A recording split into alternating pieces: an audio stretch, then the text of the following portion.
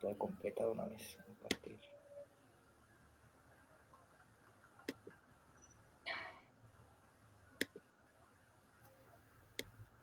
¿Ahí se ve? Ahora sí. Perfecto. ¿Sí? Sí, Ah, listo, correcto. súper, Qué bien, súper. Jonathan. Bueno, mientras damos unos minuticos, Jonathan, pues Sí, hablemos. esperemos a ver si de pronto nos conectan. ¿Pero ya empezamos a transmitir o todavía no? Sí, ya, porque eso es a las 7 en punto. Ya estamos aquí Listo. esperando a que la gente llegue. Ah, bueno, ¿y Lo cómo malo es que ves no veo, lo posibilidad malo de es que retomar? no veo la pantalla. ¿No la estás viendo? Pues no te veo a ti. Ah, bueno, creo que como le di compartir, como le di compartir, creo que ahí ya. Claro que no. Sí, lo que Bueno, yo pasa no. es que se metió una pantalla en medio de la tuya, es decir, tienes como dos pantallas y está una sobrepuesta. No, ya aquí ya está. Sí, mientras tanto, mientras va llegando la gente, Vamos haciendo los arreglos técnicos. eso sí.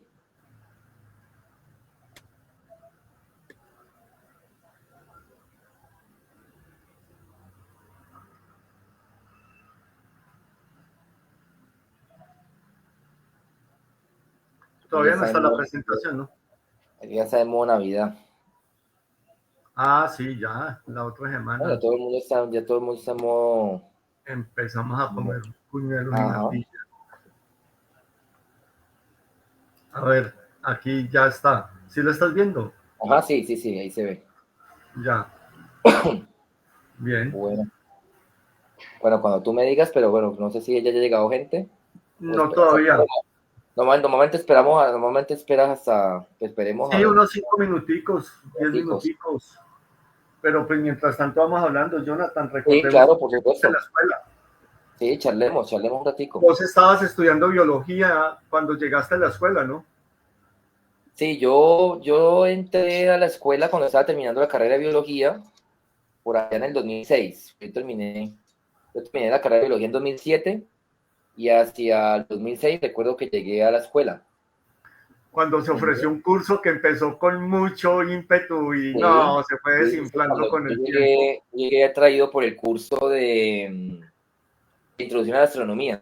Introducción a la astronomía, iba a ser Sí, una sí, sí, belleza increíble ese que curso. conocí toda la gente, a muchos de los profes, a Alberto, bueno, a Gregorio Portilla. Claro Sí, que sí, sí. sí. Yo recuerdo, y bueno, y hasta el día de hoy, aquí estoy. Ya cálmate, en Ingeniería. 2025, el otro año, o sea, casi el otro año, casi 19 años de haber llegado. Imagínate, ya casi 20, Jonathan, Increíble, sí, prácticamente. Muy bien, increíble, muy chévere. increíble.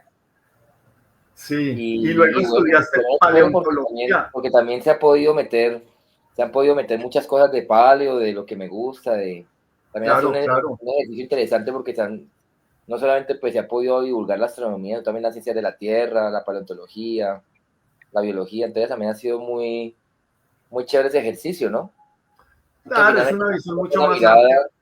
una mirada muy, muy transdisciplinar de la ciencia, ¿no? Eso Y también que creo que ha así sido muy debería de valioso. ser, porque es que cuando uno se concentra solo en una, bueno, también es válido, ¿no? Pero es que el conocimiento no, pues es como universal, no sé, y sobre Claro, todo cuando la astronomía tiene tantas ciencias afines, tantas disciplinas claro. que se conectan de una forma pues inmediata y entre esos todas las que tienen que ver con las ciencias de la Tierra, porque la Tierra finalmente es un planeta más, ¿no? Claro, claro, claro. Y No, con una y fíjate que peculiaridad. hay algo muy particular, Marino, que yo el otro día lo hablamos con Miguel Ángel Sabadell, y es que precisamente, digamos, de todas las ciencias que hay dos ciencias que llaman mucho la atención del público general, y presentamos la astronomía y la paleontología. Sí, sí, sí, sí, De hecho, lo decía Miguel Ángel, usted va, por ejemplo, a una tienda infantil y las camisetas son del espacio o son de dinosaurios. o sea, correcto, sí es cierto, muy válido. Y en los niños ahí como les atrae todo el tema de la astronomía o la paleontología. O sea, y yo creo que eso ha sido algo que de la ciencia no hemos sabido explotar lo suficiente digamos, cultivar mucho más esa cultura científica en los niños. O sea, se deja, o sea, ese niño que yo traen, se pierde un poco, no sé si de pronto por los esquemas tan rígidos de la educación tradicional Correcto. o no sé si sea eso, Sí, pero de pronto también puede ser que no hemos sabido aprovechar ese ímpetu, ¿no? Para abordar luego otras ciencias que de pronto no son tan llamativas, entre comillas. correcto, Entonces, sí. yo creo que ha hecho mucha falta en ese sentido poder, sí, pues poder incentivar mucho más la enseñanza de la astronomía y de la Pero es que ahora paleontología y las que lo ciencias naturales, decís, ¿no? Jonathan, que la astronomía sea popular, pues es muy válido. Lo mismo la paleontología. Lo que pasa es que hay muchos divulgadores astronómicos, pero paleontólogos cero. Estás vos y nadie más Sí, que vos. sí, somos muy pocos, Pues sí. aquí en nuestro No, a nivel medio. mundial hay bastante gente. Mira que sin embargo hay bastante gente que divulga la paleontología, pero sí es cierto que de todas maneras por lo menos aquí Sí, en no hay. Colombia falta. ¿Sí? Hace más o menos una semana, precisamente yo estuve en una charla que hace un grupo de investigación en paleobiología, que yo hace mucha educación y divulgación, y precisamente también dando una charla sobre ese tema. ¿De dónde el Eh, grupo, Jonathan? Ellos son de la Universidad Nacional, se llaman Ah, el de GIPIN, el Bogotá. Grupo de Investigación en Paleobiología e Historia Natural. Y Ya. ellos también hacen mucha divulgación de la paleontología, ellos también hacen charlas de divulgación también casi que cada 8 días en un espacio que tienen, y creo que ese tipo de cosas hacen falta, y es fundamental que exista para que cada vez más gente pueda acercarse a todo esto, ¿no? Es que todas las ciencias deberían de tener su versión divulgativa. Y no solamente Claro, estamos hablando de las ciencias naturales. La claro, claro, sociología no es una ciencia fácil. La filosofía, claro. la psicología. No, Deberían de en ese sentido claro, falta bastante, sí. lo que se llama la comunicación de la ciencia, Sí, la claro. popularización, que aprendimos un término una diferencia con Miguel Ángel Sabadell, por lo menos yo no la sabía, la diferencia entre divulgar y popularizar, no sé si la conocéis ya para darte la Claro, palabra. exactamente. Fíjate lo Divulgar es importante de trabajar con esto. un público que ya conoce el tema, mientras que popularizar es capturar nuevo público. Me pareció tan interesante eso. Entonces, fíjate que cuando nosotros dictamos conferencias hacemos divulgación, pero cuando hacemos escuela del barrio estamos haciendo popularización. Gente totalmente nueva Ajá. en este universo de la astronomía. Jonathan, Sí. antes de comenzar, recuérdanos un poco, tú hiciste una maestría y luego Voy a compartir, doctorado. creo que iba a compartir por aquí el video. Estoy compartiéndolo por acá en el perfil para que más gente de pronto le pueda pegar. A ver, ¿cómo es que es? No, por aquí no es. Ah, me toca meterme desde el mío. No, es que iba a compartirlo de pronto rápidamente en el perfil para que la gente pueda de pronto. Ah, aquí está. No, pero esto no es Escuela de Astronomía. Sí, ya hay personas ya que están conectándose, ¿no? Sí, sí, ya hay varias conectadas y poco a poco la gente Ah, va bueno, llegando y si no en el futuro lo hacen de forma asincrónica también. listo. Bueno, entonces, bueno, pues, no sé, entonces comenzamos ya de una vez, Marino. Pero Comencemos, antes ¿cierto? hablarnos de tu maestría. Son las 7:08, démosle 2 minuticos Ah, más. bueno, Maestría pues en la me voy Complutense. presentando. Bueno, a ver, yo comparto, que ya está viendo la presentación, ¿no? Sí, Perfectamente, para Jonathan. aquí. Bueno, pues, a ver, mi trayectoria académica comienza en la Universidad del Valle, yo ahí estudio biología, de ahí salgo como biólogo con énfasis en zoología, luego hago una maestría en evolución, en biología evolutiva en la Universidad Complutense, y posteriormente hago un doctorado en paleontología también ahí en la Universidad Complutense, todo esto pues en el grupo de investigación en paleoclimatología, macroecología y macroevolución de vertebrados, que es el grupo, digamos, con el que trabajé en su momento en mi doctorado, pero que de todas maneras seguimos haciendo cosas en colaboración, y bueno, digamos que sigo yo en contacto con ellos. Y Ya, actualmente, pues, soy profesor, ¿cierto? Soy profesor de planta en la Universidad de Santiago de Cali. Aquí en la Universidad de Santiago de Cali dirijo el grupo de investigación Ecobio, en ecología y conservación de la biodiversidad, que dentro de su línea de investigación tiene varias líneas. De hecho, tiene una línea que es en paleobiología, que es la que sustenta el semillero Paleoeco, pero por ejemplo también tiene una línea en astrobiología, que es la que sustenta el semillero Astroluca, que es un semillero Correcto, también del aval de la Escuela de Astronomía. correcto. Aparte pues de eso, pues soy profesor catedrático en la Universidad del Valle, en la Universidad Javeriana Cali. Allí trabajo con cursos de zoología y de básicamente de ecología y zoología como áreas afines pues a la paleontología y la evolución. Pero digamos que todo Correcto. lo que he trabajado básicamente se mueve en torno a la evolución y a la biología animal, entender un poco la biodiversidad animal en el contexto también de los cambios que la Tierra ha sufrido en el tiempo, ¿no? Porque eso es importante tenerlo en cuenta, ¿no? Finalmente, el planeta Tierra a lo largo de millones de años, ¿cierto? En todos sus 4.700 millones de años, voy a tratar de darle un enfoque astronómico también un poco a esta charla, porque para no olvidarnos, ¿cierto? A lo largo de 4.500 millones de años que lleva el planeta Tierra existiendo, pues se han dado muchísimos cambios.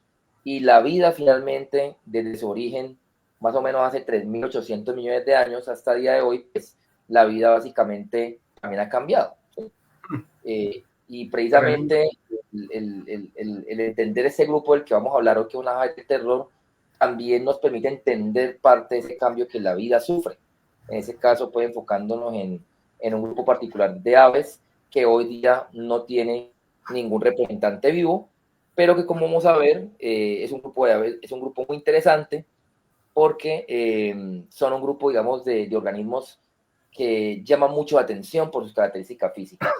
Entonces el haber encontrado un ejemplar de este grupo para Colombia, pues sin duda alguna es un hallazgo muy interesante, y por eso, como de pronto ustedes, muchos de los que ven la charla, han visto, pues por eso también ha salido mucho en notas de prensa, en diferentes medios de comunicación, ¿cierto? Ha salido pues la noticia del hallazgo del ave del terror de Colombia. Entonces, Correcto. ya Y yo después creo que podemos... ya puedes empalmar con tu charla, Jonathan. Ya te dejo para que la desarrolles. Vale. Entonces, cuando tú me digas, comenzamos. Ya. Puedes empezar, Jonathan. Vale, muchas gracias. Entonces, bueno, de nuevo agradecer, ¿cierto? Agradezco el espacio, a quienes nos ven, ¿cierto? En este momento, y bueno, quienes nos pueden ver en diferido, ¿cierto? Vamos a hablar un poco hoy sobre precisamente lo que comentaba, ¿cierto? Entender este hallazgo, y no solamente entenderlo desde el punto de vista de simplemente decir nos encontramos un nuevo ave del terror, sino también quiénes fueron estos organismos y qué implicaciones tiene este hallazgo en el contexto del conocimiento que tenemos de la biodiversidad histórica en América del Sur. ¿Listo? Bueno, muy bien. Lo primero que hay que decir es quiénes fueron las aves del terror, ¿cierto? ¿Quiénes fueron las aves del terror? Las aves del terror básicamente es un grupo de aves que los agrupamos dentro de una familia que llamamos los fororrácidos. ¿Listo? Los fororrácidos. Digamos, voy a tratar de ir traduciendo esos términos, esa terminología muy científica a una terminología un poco más sencilla, pues para que todos puedan comprender por lo menos lo esencial, ¿cierto? Y lo fundamental de todo esto. Entonces, los fororrácidos, que es como llamamos a la familia, técnicamente la familia que integra a esas aves, porque no solamente fue un ave del terror, sino que hubo varias especies de aves del terror en América del Sur, y como vamos a ver también fuera de América del Sur, fueron una familia que fueron bastante importantes desde el punto de vista de la presencia que tuvieron en lo que hoy día es en nuestro continente, América del Sur principalmente. Entonces, el linaje de los fororrácidos, ¿listo? Conocidos comúnmente como aves del terror, fueron un grupo de aves que ocuparon, digamos, ese rol dentro de los ecosistemas de América del Sur como aves depredadoras, carnívoras de gran tamaño. ¿Listo? La mayoría de ellas, vamos a ver, muy destacadas por la cultura popular de gran tamaño, pero también, hay que decirlo, no todas fueron de gran tamaño. Digamos que las más destacadas, las que más han llamado la atención, las que salen en los libros, en los documentales y todo esto, pues son esas de gran tamaño porque nos impresionan, ¿no? Pero como vamos a ver, en realidad, la familia de las aves del terror, ¿sí? Los fororrácidos también llamados, pues fueron un grupo bastante diverso, tanto en términos de número de especies como también en momentos de existencia, porque tampoco todas vivieron al mismo tiempo, pero tampoco en términos de tamaño. O sea, no todas fueron grandes como las famosas, vamos a ver que hubo formas, digamos, relativamente pequeñas. Entonces, digamos que hubo una diversidad bien importante. Bien, el grupo de los fluorrácidos, que lo podemos ver aquí simbolizado en ¿cierto? En este diagrama, que es un diagrama que llamamos en biología una filogenia, ¿cierto? Porque nos muestra las ramitas de relaciones de parentesco. Aquí vemos los fluorrácidos, ¿cierto? Tiene esta crucecita porque quiere que el grupo es extinto. Y acá abajo tenemos nuestra escala temporal en millones de años. ¿Listo? Entonces, ¿cómo podemos ver el linaje de los fluorrácidos, que es este que ustedes ven aquí, ¿cierto? Pues tiene un tiempo bastante prolongado en términos de su existencia, ¿sí? Su origen se remonta hacia finales del Paleoceno, cerca por acá, casi estos más o menos 56 millones de años de antigüedad, digamos que este límite que ustedes ven aquí. Entonces, más o menos digamos, el ancestro de los fluorrácidos se remonta a ese tiempo, ¿sí? Entonces, digamos que el grupo como tal, o sea, el linaje de los fluorrácidos de las aves del terror, pues tuvo una existencia bastante prolongada, fíjense, casi así en números redondos, casi desde los 55, 56 millones de años en el pasado, hasta, como vamos a ver, prácticamente tiempos muy recientes. Ya vamos a ver por qué digo tiempos muy recientes. Entonces fueron un linaje de mucho tiempo, ¿sí? Ahora bien, ¿con quiénes están emparentados ellos? Si lo vemos desde el punto de vista de las aves modernas que conocemos, pues fíjense, porque aquí es importante de una vez desmontar un mito que a veces muchas personas me han preguntado y es claro, pensamos en aves extintas, entonces pensamos en aves que estuvieron muy atrás en el tiempo, ¿sí? Entonces pensamos en aves, no sé, que convivieron o que son descendientes directos de los dinosaurios no avianos, ¿sí? Sabemos que las aves actuales son dinosaurios, ¿cierto? Que descienden de los dinosaurios, pero las aves del terror, digámoslo así, son, desde el punto de vista evolutivo, son un linaje bastante derivado de aves. Cuando digo bastante derivado, ¿qué quiere decir? Pues que no es un linaje en realidad tan antiguo como uno podría pensar, ¿sí? Para que se haga una idea, ¿sí? El linaje de las galliformes, que es donde están las gallinas, los pavos, las perdices, el linaje de las galliformes, es un linaje que podríamos decir que es más antiguo que el mismo linaje de las aves del terror, ¿sí? Es decir, el linaje de las aves del terror no es en realidad tan antiguo como puede alguien pensar, ¿sí? Ni tampoco es que estén relacionados directamente con los dinosaurios no avianos, ¿sí? O sea, están tan relacionados con los dinosaurios no avianos como cualquier otra ave que exista actualmente. O sea, están tan relacionados como los colibríes, o como los pingüinos, o como las gallinas, o como las avestruces, ¿sí?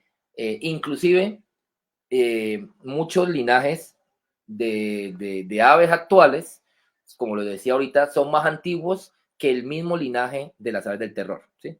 Como sé, por ejemplo, con las ratitas, que es donde están las aves corredoras, como los avestruces, que son un linaje incluso más antiguo que el mismo linaje de las aves del terror. Entonces, las aves del terror, como lo ven ustedes acá, están muy emparentados con los halcones, por ejemplo, están muy emparentados con los loros, que es ese grupo que llaman los citácidos. Los falcónidos son los halcones, aquí se pueden ver los dibujitos para entender mejor, y también están emparentados, por ejemplo, fíjense, ¿quién lo diría? Con los paseriformes, que son los pájaros comunes y corrientes, los pájaros cantores que llamamos, ¿listo? Que de hecho son el grupo más diverso de aves actualmente, ¿ya? Entonces, digamos que las aves del terror en realidad son un grupo. Entonces, una idea importante que hay que llevarnos es que no es que sean un grupo primitivo o por allá súper antiguo y que descienden directamente, no sé, como a veces uno ve memes por ahí de dinosaurios, ¿sí? No, o sea, es tan dinosaurio como cualquier otra ave moderna y es un grupo bastante derivado, ¿sí? Digamos que en términos evolutivos es un grupo moderno, digamos así, de aves, ¿ya? Lo que sucede es que pues se extinguieron en tiempos relativamente recientes, como vamos a ver, ¿sí? Y en ese sentido, ¿quiénes son los parientes más cercanos que tenemos hoy de estas aves, de esta familia de los fororrácidos, ¿sí? Pues básicamente los fororrácidos pertenecen a un grupo llamado los cariamiformes, ¿sí? En biología los órdenes agrupan familias, ¿listo? Entonces aquí por ejemplo vemos órdenes cariamiformes, aquí los órdenes terminan en formes, ¿sí? Fororrácide es una familia, Cariamidae se escribe, es otra familia, y Cariamide es la familia que está más cercanamente emparentada con la familia de las aves del terror. ¿Sí? Digamos que estos que ustedes ven aquí en las fotos, que llamamos cariámidos, que viven hoy día aquí en América del Sur, viven en los bosques secos y sabanas secas de lo que es el sur de Brasil, ¿sí? Suroriente de Brasil, lo que es Argentina, Paraguay, ¿cierto? Parte de Bolivia, ¿cierto? Todas esas zonas del bosque seco tropical de esos países. Estas aves, digamos que serían a día de hoy los parientes más cercanos que tenemos de las aves del terror, ¿listo? ¿Sí? Pero fíjense que están vivos. Ojo, no es que las aves del terror descienden de estos o estos descienden de las aves del terror, no. Las aves del terror y estos comparten un parentesco muy cercano, es decir, comparten un ancestro común que vivió hace mucho tiempo, ¿cierto? Pero, pero entender que estos son, digamos así, como los primos más cercanos que tienen las aves del terror en la actualidad, ¿ya? O sea, son lo más cercano que podemos encontrar hoy al linaje de las aves del terror de la familia Fororrácide que se extinguió, ¿vale? Entonces, nuestra familia Fororrácide, que es de la que vamos a hablar. Jonathan, ¿hay una inquietud? ¿Las planteamos al final o en la medida en que vayan surgiendo? No sé, como tú quieras, Marino. Ah, tú eres el conferencista, tú dirás. Sí, pues yo creo que si van surgiendo inquietudes, podemos para que hagamos también la cosa más dinámica. Mauricio pregunta que de cuántos millones de años estamos hablando. Pero ¿para quién exactamente? No sé, supongo que para las aves del terror. Bueno, entonces, bueno, para allá. Entonces el linaje de las aves del terror, digamos, según la evidencia paleontológica que tenemos hoy día, ¿cierto? El linaje de los cariamiformes, o sea, cariamiformes básicamente, ¿por qué se ha integrado? Por la familia Fororrácide, que es nuestra familia de las aves del terror, y por la familia Cariamide, que son estos que ustedes ven aquí en las foticos, ¿listo? Que son las llaman a veces seriemas. Son dos, hoy día solamente hay dos especies, Cariama cristata y Cunga vermesteri, ¿sí? Son las dos especies actuales que existen de la familia de los cariámidos, que junto con la familia de fororrácidos conforman, ¿cierto?, el orden cariamiformes, ¿sí? Digamos que en términos prácticos esto es. ¿Y desde cuándo conocemos cariamiformes? Pues los conocemos desde finales del Paleógeno. Estamos hablando, como les decía, aquí para que se ubiquen, les he colocado la tablita, ¿sí? Con el tiempo geológico. Entonces, el Paleoceno, que ustedes lo ven acá, ¿cierto? Aquí más o menos estamos hablando de en torno a unos 55 millones de años atrás, ¿sí? Entonces, los cariamiformes, pues, los primeros cariamiformes aparecen hace 55 millones de años y obviamente los tenemos hoy, representados por esos que están aquí en las fotos, ¿listo? Pero particularmente cuando hablamos de las aves del terror de la familia de los fororrácidos, ¿sí? ¿Cuáles son los registros más antiguos que conocemos de fororrácidos? ¿Sí?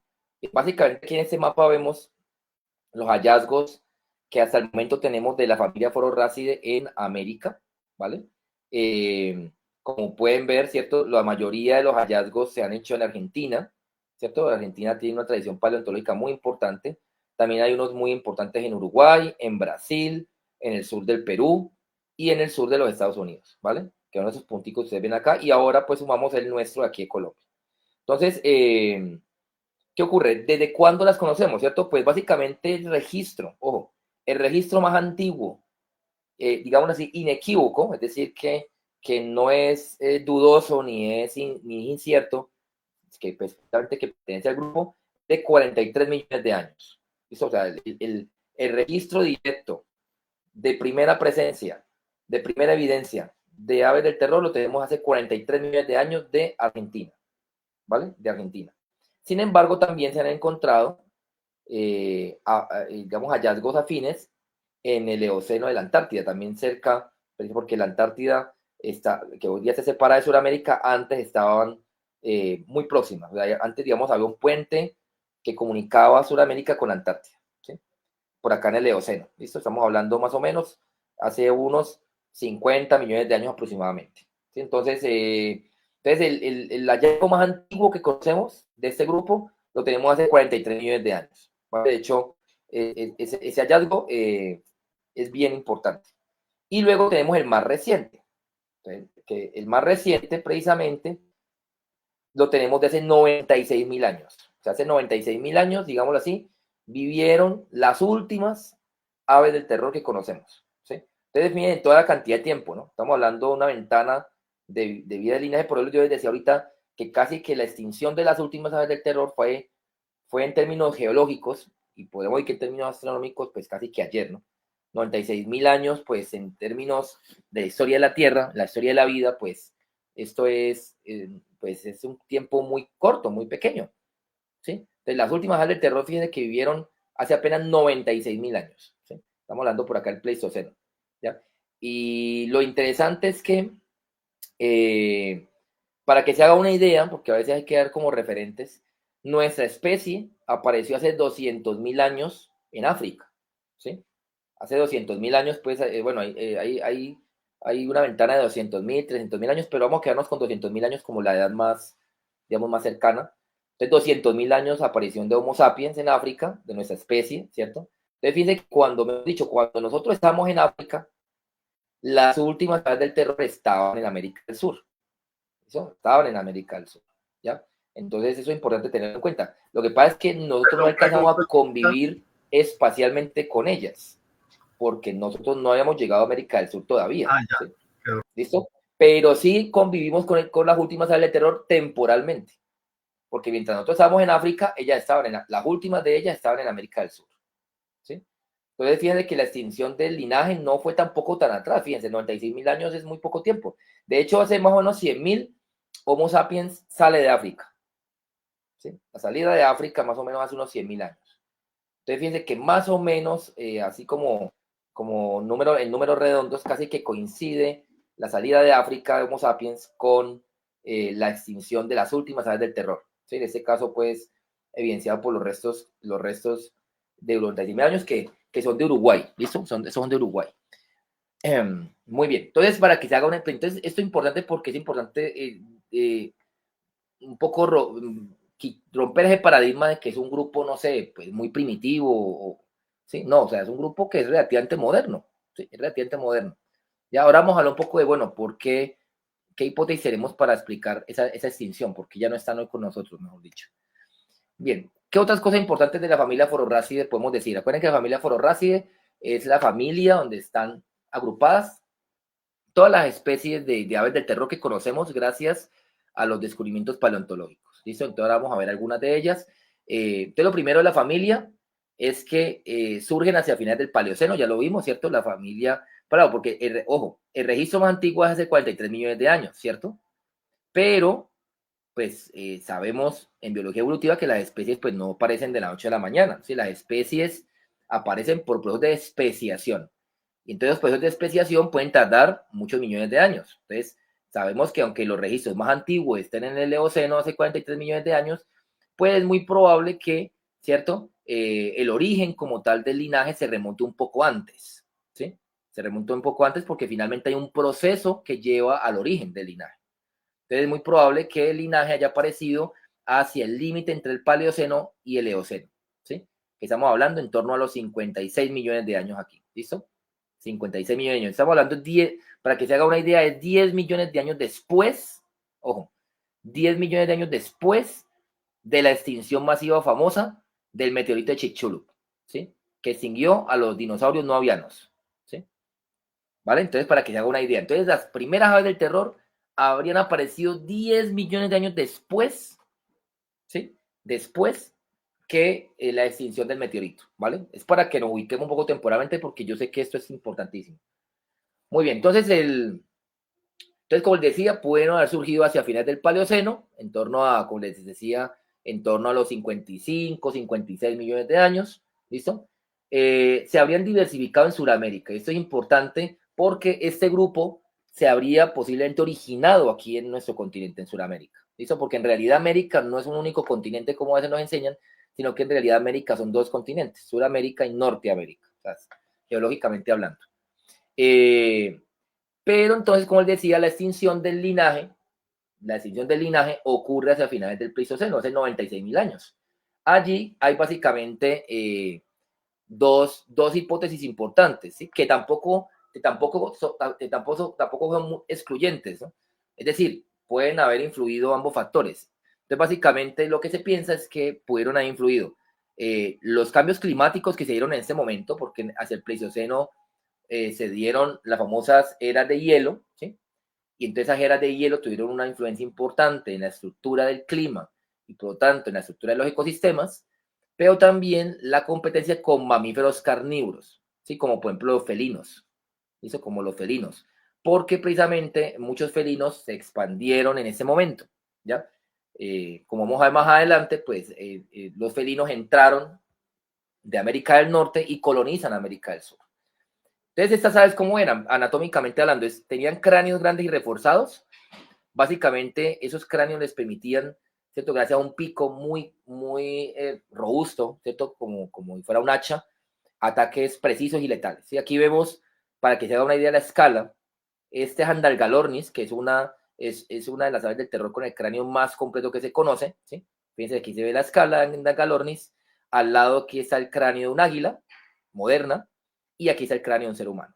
¿Sí? Entonces, para que haga una idea, el tamaño de la cabeza de Andalgalornis. Si lo vemos a nivel del cuerpo completo, aquí tenemos a Andalgalornis al lado de un ser humano. ¿Sí? Y Andalgalornis, ojo, para que se haga una idea, es del terror medianas, ni siquiera grandes, ¿no? Medianas. Y ya podemos ver que el tamaño de la cabeza es importante. Y acá tenemos el caso de Kelenken Guillermoy, que era que ustedes ven aquí, aquí está el esqueleto, acá está una reconstrucción paleoartística, y Kelenken Guillermoy, hasta la publicación de nuestro artículo, se conocía como el ave del terror más grande de todas las que conocen. ¿Sí? Que ustedes pueden ver aquí el tamaño, para que se lo imaginen, aquí está el ser humano, y fíjense la cabeza de Kelenken, ¿sí? Y miren el tamaño de Kelenken, ¿no? Pues nuestro hallazgo, por ejemplo, según las estimaciones de tamaño corporal, serían mayores, nuestra ave del terror sería más grande que Kelenken, ¿vale? Entonces fíjense que ya eso por ese lado es algo importante. Otra cosa interesante de esta familia es que pues eran aves, como ustedes ven en las reconstrucciones, con tamaños bastante variables, ¿cierto? Miren que Andalgalornis no era tan grande, en cambio que Kelenken era más grande, pero en general tenía un plan corporal que variaba entre patas traseras más ligeras que les permitían correr a mayor velocidad a algunas formas más robustas, ¿sí? Entonces digamos que había como llaman así dos morfotipos, dos tipos morfológicos de forma, ¿ya? Unas que eran más cursoriales, es decir, que podían correr y caminar más rápido, y otras más graviportales que habían sido más lentas, digámoslo así, más caminadoras que corredoras, digámoslo así, ¿vale? Y como les decía, pues esos picos pues habrían sido ideales para comer carne, ¿no? Evidentemente uno ve este pico y, ¿cierto? De hecho es muy parecido que vemos hoy en muchas especies de aves rapaces, ¿no? Pero pues a mucha gran escala. Y como decía, la familia Phororhacidae fue una familia muy diversa, ¿sí? Vuelvo a insisto, no es una única ave del terror, en realidad fue una familia, ¿sí? Imaginémoslo como la familia de los felinos, que hoy día tiene muchas especies, ¿sí? Entonces también hubo muchas especies de aves de terror, obviamente vivieron en momentos de la historia diferentes, pero muchas de ellas coexistieron en momentos particulares de esa historia. Ahora vamos a ver un poco cómo pudo haber sido esa coexistencia. Actualmente el registro fósil, como decía, está concentrado en Sudamérica y principalmente en Argentina, en Uruguay, en Brasil, ¿cierto? En el sur de Estados Unidos y pues ahora en Colombia. Entonces, la diversidad que ha permitido entender que ese registro fósil nos ha permitido entender, pues nos acerca a cerca de 20 especies descritas. Cuando hablamos de especies descritas es que el material paleontológico, o sea, los fósiles, ha permitido describir la especie, es decir, colocarle un nombre científico, como lo vemos acá, como los que ustedes ven acá, como Kelenken Guillermoy, Andalgalornis Stewuleti, que la especie tiene un nombre científico, tiene un nombre y apellido, digámoslo así. En cambio, también ocurre que a veces se pueden encontrar formas, pero el material no permite, digamos, llegar hasta un nombre científico. Entonces, en realidad el número de hallazgos de Phororhacidae es mayor. O sea, 20 especies son las que conocen, pero el número puede ser mayor. ¿Vale? Entonces, por ejemplo, nosotros en nuestro hallazgo sabemos que encontramos un Phororhacidae, sabemos que es de la familia, pero el material no permitió asignarle un nombre científico. ¿Listo? Eso se debe a que, como vamos a ver, pues el material que encontramos en el desierto de Tatacoa, pues fue, o que se estudió el desierto de Tatacoa, pues pues no es tan completo en realidad, pero sí permitió asignar digámoslo así, al fósil a esa familia, ¿listo? Pero en otras partes del mundo, como en Argentina, se han encontrado fósiles muy completos que han permitido precisamente describir muchas especies, como fororracos es el que ustedes ven acá, ¿cierto? Fíjense la diferencia de tamaños, ¿no? Desde formas pequeñas como Silopterus, que es ese que se ve aquí, chiquitico, fíjense. Por acá está Nalgalornis, por acá está lo que llaman Dreusornis, por acá está Mesembriornis, que es este, digamos que son como los medianos, llamémoslo así.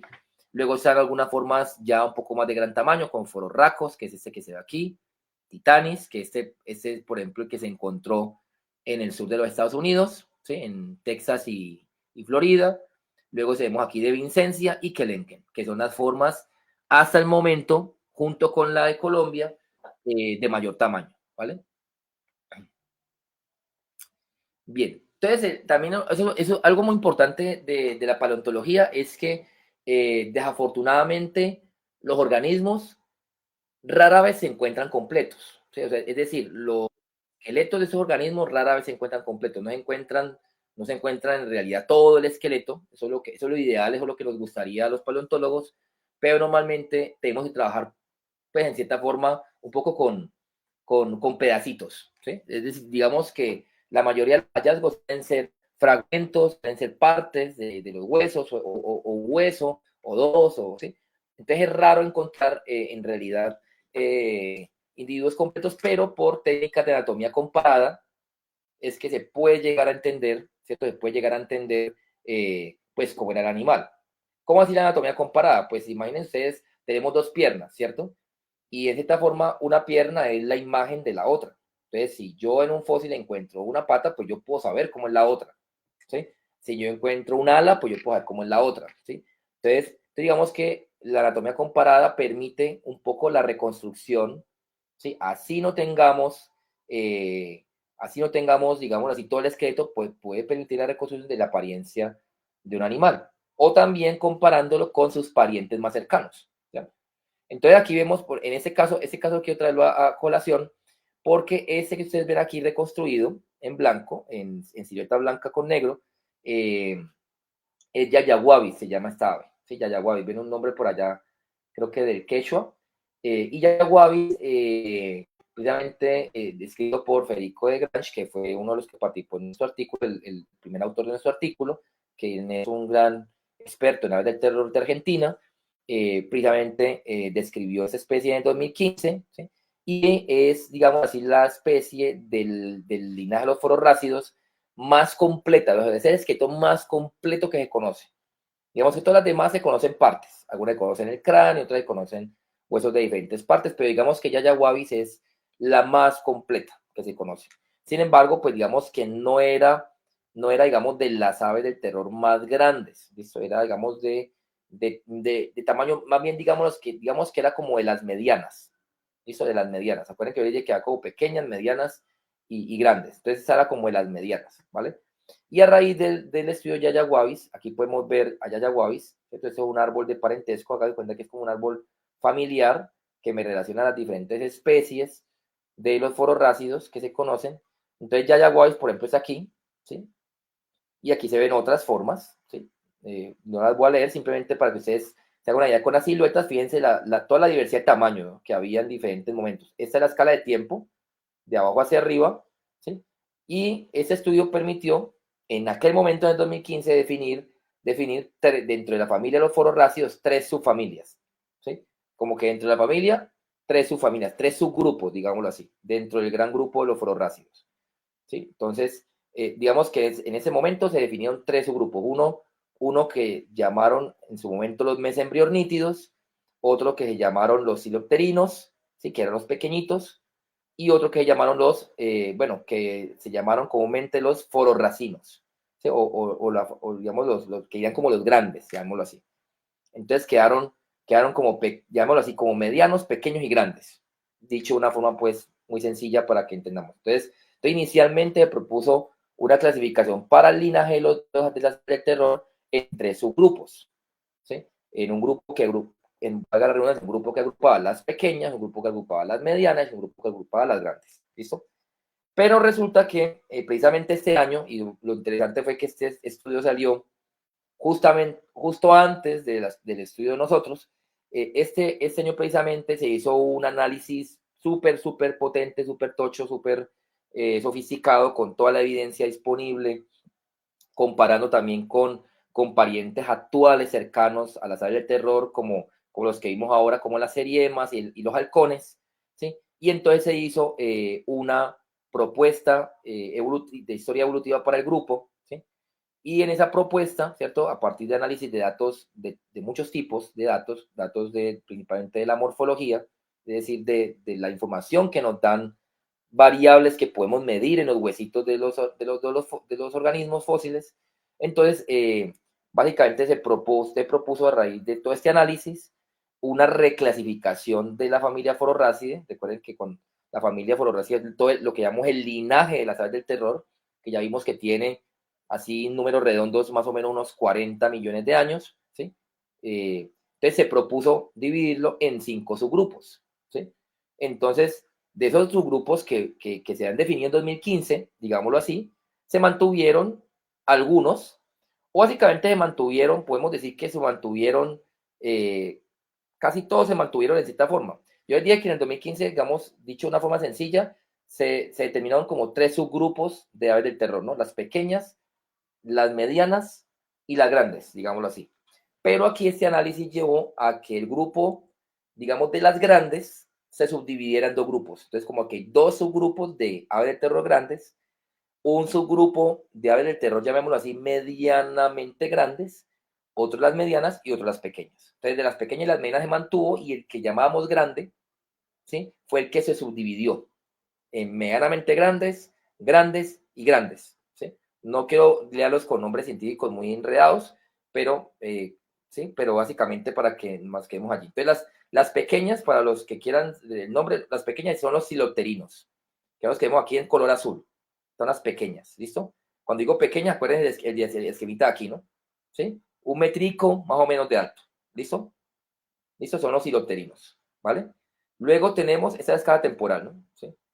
Luego tenemos, digamos así, los medianos, que serían los que se mueven entre 1 metro, más de 1 metro, quiero decir, 1,5 metros, ¿cierto? Aquí tenemos los medianos, ¿cierto? Luego tenemos los medianamente grandes, llamémoslo así, que serían como entre 1 metro y 1,80, ¿cierto? Casi como el tamaño de una persona, podríamos decir, ¿sí? Y luego ya los grandes, que ya pues sobrepasan el tamaño de una persona, digámoslo así, que porque sobrepasan los 2 metros, ¿sí? O rondan 2 metros, 2 metros y medio, incluso algunos hablan hasta casi 3 metros con la cabeza levantada. Entonces digamos que serían como los grupos. Entonces, los silopterinos, los pequeños, los mesembriornítidos, que serían los medianos, los patagornítidos, ¿sí? Patagornítidos, que son los, digamos así, medianamente grandes, y los florracinos y los fisornítidos, que serían, digamos, dos grandes. ¿Listo? Grandes. Entonces, estos grupos, ¿cómo se distribuyen? Cuando uno coloca las especies en el tiempo y hace un análisis de las especies en el tiempo, aquí vemos, ¿cierto? Fíjense que aquí tenemos el tiempo en el que todas ellas vivieron, ¿sí? Aquí están colocados los linajes en una escala temporal, ¿sí? Donde se ve la disparidad de tamaño, por eso es que aquí vemos los grandes al lado derecho, los pequeños al lado izquierdo, ¿sí? Aquí los azulitos que ustedes ven son los más pequeños, ¿listo? Son el linaje, son el subgrupo de los pequeños, ¿listo? Aquí tendríamos abajo más o menos digámoslo así, la base del origen del grupo, ¿sí? Con fósiles ya muy bien distinguidos para cada subgrupo, por acá hacia el Oligoceno, por acá en torno a los 30 millones de años. Vamos a quedarnos un poco con esa fecha, 30 millones de años, ya hay aves del terror que como son fácilmente asignables a estos grupos, ¿sí? Entonces lo que vemos aquí es que básicamente, ¿qué pasa con los subgrupos? Las pequeñas, fíjense, se mantienen, hay varias especies se mantienen a lo largo del tiempo, ¿sí? Entonces, del principio, digamos, de su diversificación, había pequeñas, había medianas y había grandes, ¿listo? Y digamos que a lo largo de su historia, hay especies pequeñas, medianas y grandes. Es decir, vemos que a lo largo de la historia de las aves del terror, podríamos decir que casi en los últimos 30 millones de años, ¿cierto? Tenemos formas pequeñas, medianas y grandes, ¿listo? Pequeñas, medianas y grandes. Algo interesante que es que precisamente digamos, esa disparidad morfológica a que ha llevado a pensar, pues que precisamente hay lo que llamamos en ecología una exclusión competitiva por el nicho, es decir, como quien dice, las pequeñas hacían en el ecosistema tenía unos roles, simplemente no sé, eran depredadoras de animales más pequeños, las medianas eran depredadores de animales más medianos y las grandes eran depredadores de animales más grandes. Es decir, como que cada una tenía como su propio trabajo, por decirlo así, en el ecosistema, ¿sí? Su nicho ecológico. Pero entonces sucede algo interesante y es que ya hacia lo que llamamos finalmente, lo que llamamos el Mioceno, ¿sí? Hacia el Mioceno, que es el periodo que ustedes ven aquí en amarillo más fuerte, que estoy señalando aquí, hacia el Mioceno vemos un recambio. Es decir, un linaje que era el linaje grande que vemos aquí en rosado, desaparece, ¿sí? Desaparece ese linaje rosado grande y aparece otro linaje grande, que en ese caso es el verde que ustedes ven acá, ¿sí? Que es el linaje de los fororracinos, ¿sí? Y entonces este linaje verde, digamos, si pareciera que reemplaza al linaje rosado, ¿ya? Y el linaje azul se mantiene, el linaje de las pequeñas se mantiene, el linaje, digamos, de las medianamente grandes se mantiene y por acá aparecen unas medianas también, ¿sí? Entonces miren que lo que les decía, o sea, primero de todo, no todas las especies vivieron al mismo tiempo. Fíjense que aquí podemos ver cómo las especies vivieron en tiempos diferentes. Las barritas me representan digamos, el tiempo de la especie y los linajes. Vivieron en tiempos diferentes, ¿vale? Entonces no todas coexistieron, digamos así, eso es importante, no todas coexistieron al mismo tiempo. Y la diversidad de los subgrupos, de las pequeñas, las grandes y las medianas, o si lo vemos con la propuesta nueva, las pequeñas, las medianas, las medianamente grandes y las grandes, pues digamos que vivieron en diferentes momentos con diversidades diferentes. Y los dos grupos de grandes, básicamente lo que ocurrió fue un relevo, o sea, un primer grupo de grandes que eran las rosadas, que son los fisornítidos, se extinguen y luego aparece otro grupo de grandes que como que a ti se la reemplazan, que serían los fororracinos, ¿sí? Que precisamente es donde entendemos o encajamos a nuestro hallazgo. Fíjense que algo importante es que nuestro grupo, o sea, el grupo al que pertenece la que encontró en Colombia, es de los fororracinos, que es el grupo de las grandes. Entonces aquí tenemos eh, los cinco subgrupos o subfamilias que, digamos, engloban a la familia fororrácea. ¿Listo? Entonces, la familia de los fororrácidos, que es la familia de las aves del terror, ¿cierto? Todas están aquí metidas, se divide según una propuesta más reciente en 5 subgrupos. Entonces, los siloterinos, que como les decía, los más pequeños, ¿sí? Los más pequeños, que llegan más o menos a 1 metro, ¿cierto? Menos de 1 metro. Luego están los mesembriornítidos, que son los que se llaman que eran medianos, ¿vale? Como mesembriornis, ¿sí? Luego tenemos los patagornítinos, que ya son como ya mediano grande, ¿sí? Y luego tenemos los fororracinos y los fisornítinos, que ya son más grandes, ¿listo? De hecho, los fisornítinos son los más robustos, son como, digamos que estos fororracinos son grandes, pero estos son más corredores, digamos que son más esbeltas, digámoslo así, ¿sí? En cambio, los fisornítidos son grandes, pero son como más robustas. Entonces, estos eran, digamos, se piensa que estos pudieron haber sido más lentos, en cambio, estos pueden ser más corredores. Y allí es donde entra la explicación de este relevo que vemos acá. Porque precisamente hacia este periodo de transición, que vemos aquí este como vacío aquí, ¿cierto? Aquí hubo una reconfiguración de los ecosistemas, porque venimos de ambientes más forestales, más cerrados, a ambientes que luego fueron más abiertos, ¿sí? Como las praderas, las sabanas, que fueron más abiertos, ¿vale? Entonces ese cambio en la configuración de los ecosistemas fue el que favoreció a las grandes más corredoras, ¿sí? Porque en ambientes más abiertos, pues es mucho más favorable correr, ¿cierto? Correr, porque puedo acceder a los depredadores. En cambio, en ambientes más cerrados, digamos que ser más robusto y más solitario, pues puede, en ese caso, ser más favorable, ¿sí? Por decirlo de alguna forma. Entonces, aquí vemos que se haga una idea los tamaños de los cráneos y el grado de preservación de algunos de ellos, ¿no? Algunos están muy bien preservados. Ya comentamos que, por ejemplo, Yayahuabis es el ave de terror más completa, o sea, de todo su esqueleto encontrado. Sí, por acá tenemos a Mesembriones, ven que el cráneo está bien, está con un relativamente buen estado de preservación. Andangaloris, que es el mejor que se conoce en estado de preservación. Y bueno, y otras formas, ¿sí? Para que se haga una idea, pues, del tamaño. ¿vale? Esa barrita que ustedes ven aquí es la escala, ¿sí? En todos estos, esa barrita representa más o menos 10 centímetros, exceptuando estos dos de aquí, que la barrita representa 1 centímetro, ¿vale? En estos dos y en este, ¿listo? La barrita representa 1 centímetro, en el resto representa 10, para que se haga una idea del tamaño, ¿no? Entonces miren que el Enken, que es la más grande que conocen, miren la barrita, representa 10 centímetros. Esta es la parte superior del cráneo. Y ahora sí, entonces, bueno, ¿cómo encaja nuestro hallazgo en el contexto de todo eso que le acabo de contar, ¿cierto? En el contexto de toda la familia Fororraceae, ¿vale?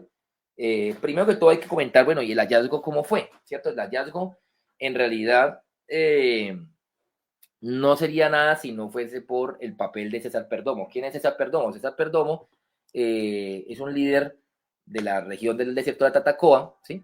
Como muchas personas en la zona crecieron junto a los fósiles, ¿cierto? Y la labor de César en el proceso fue fundamental porque él fue el que encontró en realidad el fósil, ¿sí? Él vive allí en la zona, digamos que es un gran amante de la paleontología y es un paleontólogo autodidacta aficionado, ¿cierto? Y entonces tiene una colección enorme también de ejemplares que de hecho le han hecho merecedor, pues, digámoslo así, pues, de ser reconocido como una colección muy importante a nivel paleontológico junto con la colección del Museo de Historia Natural de la Tatacoa, ¿no? Que es de los hermanos Vanegas. Entonces, digamos que son como dos colecciones importantes en la zona, que nacen a partir de esas iniciativas de personas apasionadas por la paleontología, que también se han formado y que también por sus propios medios se han ilustrado y bueno, y han aprendido, y finalmente también han adquirido un nivel muy importante. Entonces él encontró este ejemplar y el ejemplar estaba en su colección, ¿sí? Entonces, lo interesante del asunto es que el ejemplar estaba allí y, precisamente hasta que un investigador, aquí es donde viene el tema de las serendipias a veces, ¿no? Entonces, un investigador que fue a revisar otro material, pues vio esa pieza y le llamó bastante la atención, ¿sí? Entonces, digamos que ahí fue como donde surgió la chispa de, bueno, esto puede ser algo interesante. El ejemplar básicamente es lo que ustedes ven aquí en la imagen, ¿sí? Entonces sería, uy, ¿cómo así? Y de ahí salió, pues, el poder decir que encontró una del terror como los que hemos visto en las reconstrucciones acá, ¿cierto? Las aves que vemos aquí tan espectaculares, salió de esto, pues sí salió de eso, ¿sí? Eso también es algo bonito de la paleontología. Finalmente trabajamos un poco como con piezas de un rompecabezas que precisamente vamos armando y a veces, y la anatomía en realidad es muy informativa. O sea, esta pequeña pieza que ustedes ven acá, que hace parte de un hueso de la pata del animal, de la pata izquierda, pues es muy informativa. ¿Sí? ¿Por qué? Porque solamente esa pieza, no quiero aburrirlos con terminología anatómica, pero toda esa pieza tiene, fíjense, todos estos que ustedes ven aquí en etiquetas son partes anatómicas informativas de la pieza. ¿Sí? Entonces esas partes informativas permiten poder hacer esa descripción y permiten también hacer esa asignación taxonómica a las aves del terror. Bueno, este fue un poco el artículo que sacamos hace menos de un mes en la revista Papers in Paleontology, que es una revista de la Paleontological Association, que es una de las revistas más prestigiosas en el campo de la paleontología. Y como les decía, pues se fue un grupo de investigadores que colaboramos en el proceso de descripción y de estudio pues del fósil. Como ya les conté, César pues fue súpermente clave porque fue quien lo encontró, ¿sí? Aquí también colaboró el profesor Rodolfo Salas, ¿sí? Del Perú, del Museo de Historia Natural de la Universidad Mayor de San Marcos. Él fue clave precisamente porque fue la persona que dijo, bueno, eso estaba en la colección paleontológica de César y él es experto en cocodrilos y él dijo, bueno, esto no es de un cocodrilo, esto puede ser de algo extraño, hay que mirar sobre él. Entonces él en su momento también estaba ahí cerca, estaba trabajando con el profesor Andrés Lin de la Universidad de los Andes, ¿sí? Quien, digamos, fue quien articuló todo este proyecto y todo este trabajo colaborativo, ¿sí? Luego tenemos también, ¿sí? el contacto con Federico de Granchi, como lo comentaba ahora, pues es un gran conocedor de las áreas del terror, porque como ustedes vieron, la mayoría se han encontrado en Argentina y él quien está radicado allí, en la Universidad de Córdoba, básicamente en el CONICET, perdón, asociado al Centro de Investigaciones en Ciencias de la Tierra de Córdoba.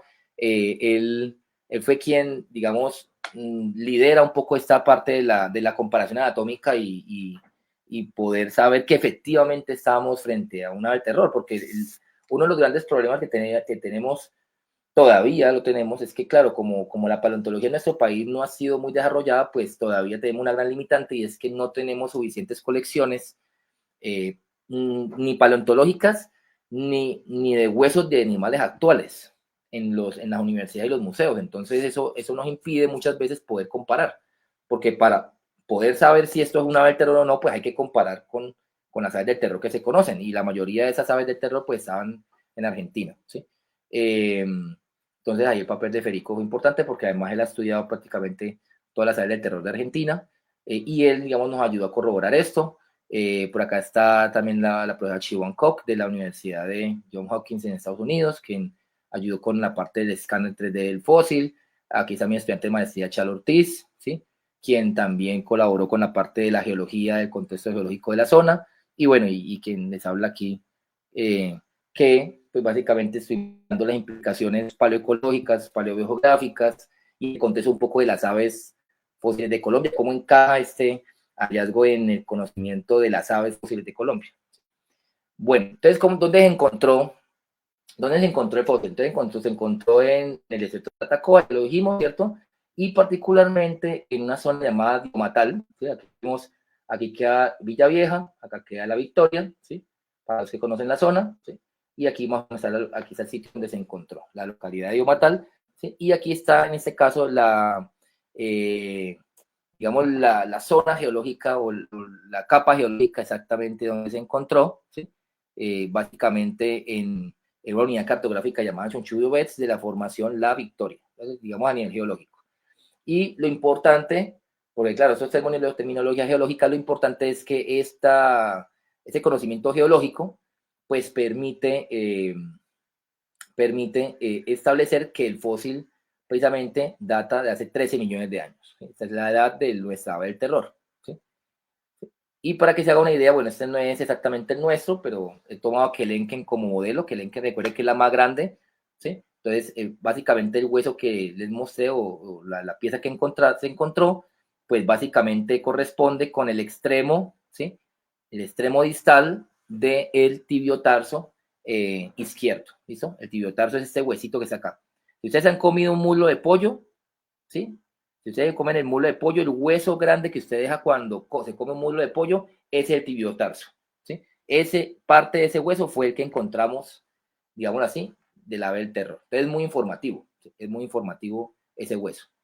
Porque en los diferentes grupos de aves, digamos que el tibiotarso, que es, como digo, el hueso del muslo de pollo que uno deja en el plato cuando come un muslo, pues ese hueso tiene diferentes características dependiendo del grupo de ave. Entonces, si comparamos el tibiotarso de un colibrí, pues va a tener unas características, al tibiotarso de una garza, al tibiotarso de una paloma, al tibiotarso de una gallina, ¿sí? Entonces, esas características, digamos que son muy particulares y diagnósticas.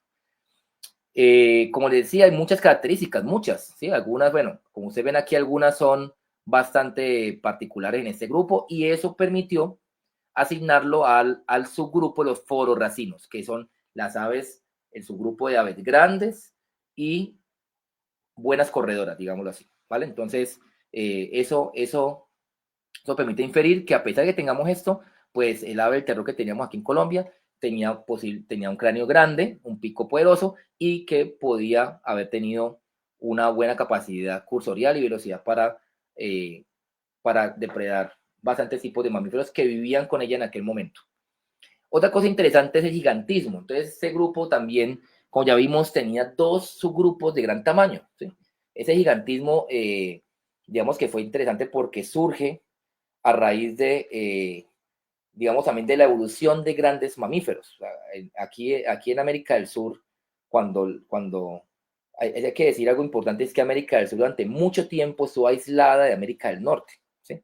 Entonces, en ese momento, muchos grupos de mamíferos de gran tamaño evolucionaron en América del Sur, ¿sí? Y como los depredadores de mayor tamaño, digamos, no eran tan grandes, entonces, en esta forma, las aves del terror fueron los animales que llenaron, que ocuparon ese rol ecológico como grandes depredadores. Entonces, claro, como los mamíferos eran grandes, pues el depredador debe ser grande, ¿sí? Por esos coevolutivos, ¿sí? El depredador, en cierta forma, se hace grande porque la presa se hace grande, ya, digámoslo así, de una forma sencilla.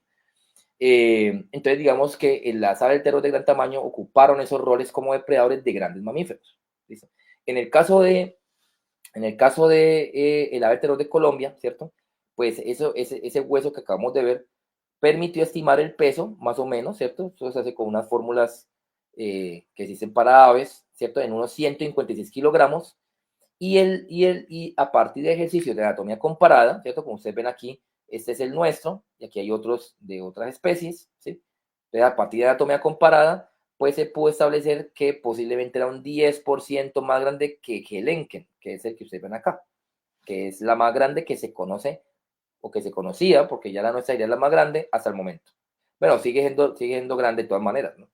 Entonces, como les decía, esa evolución del gigantismo pues fue clave o digamos que se estableció gracias a que se consolidaron como depredadores dominantes en los ecosistemas de Sudamérica, porque cuando las aves del terror estaban dominando, digámoslo así, aquí en América del Sur, todavía no habían llegado los felinos, ¿sí? Los felinos no habían llegado todavía, no había felinos, ¿listo?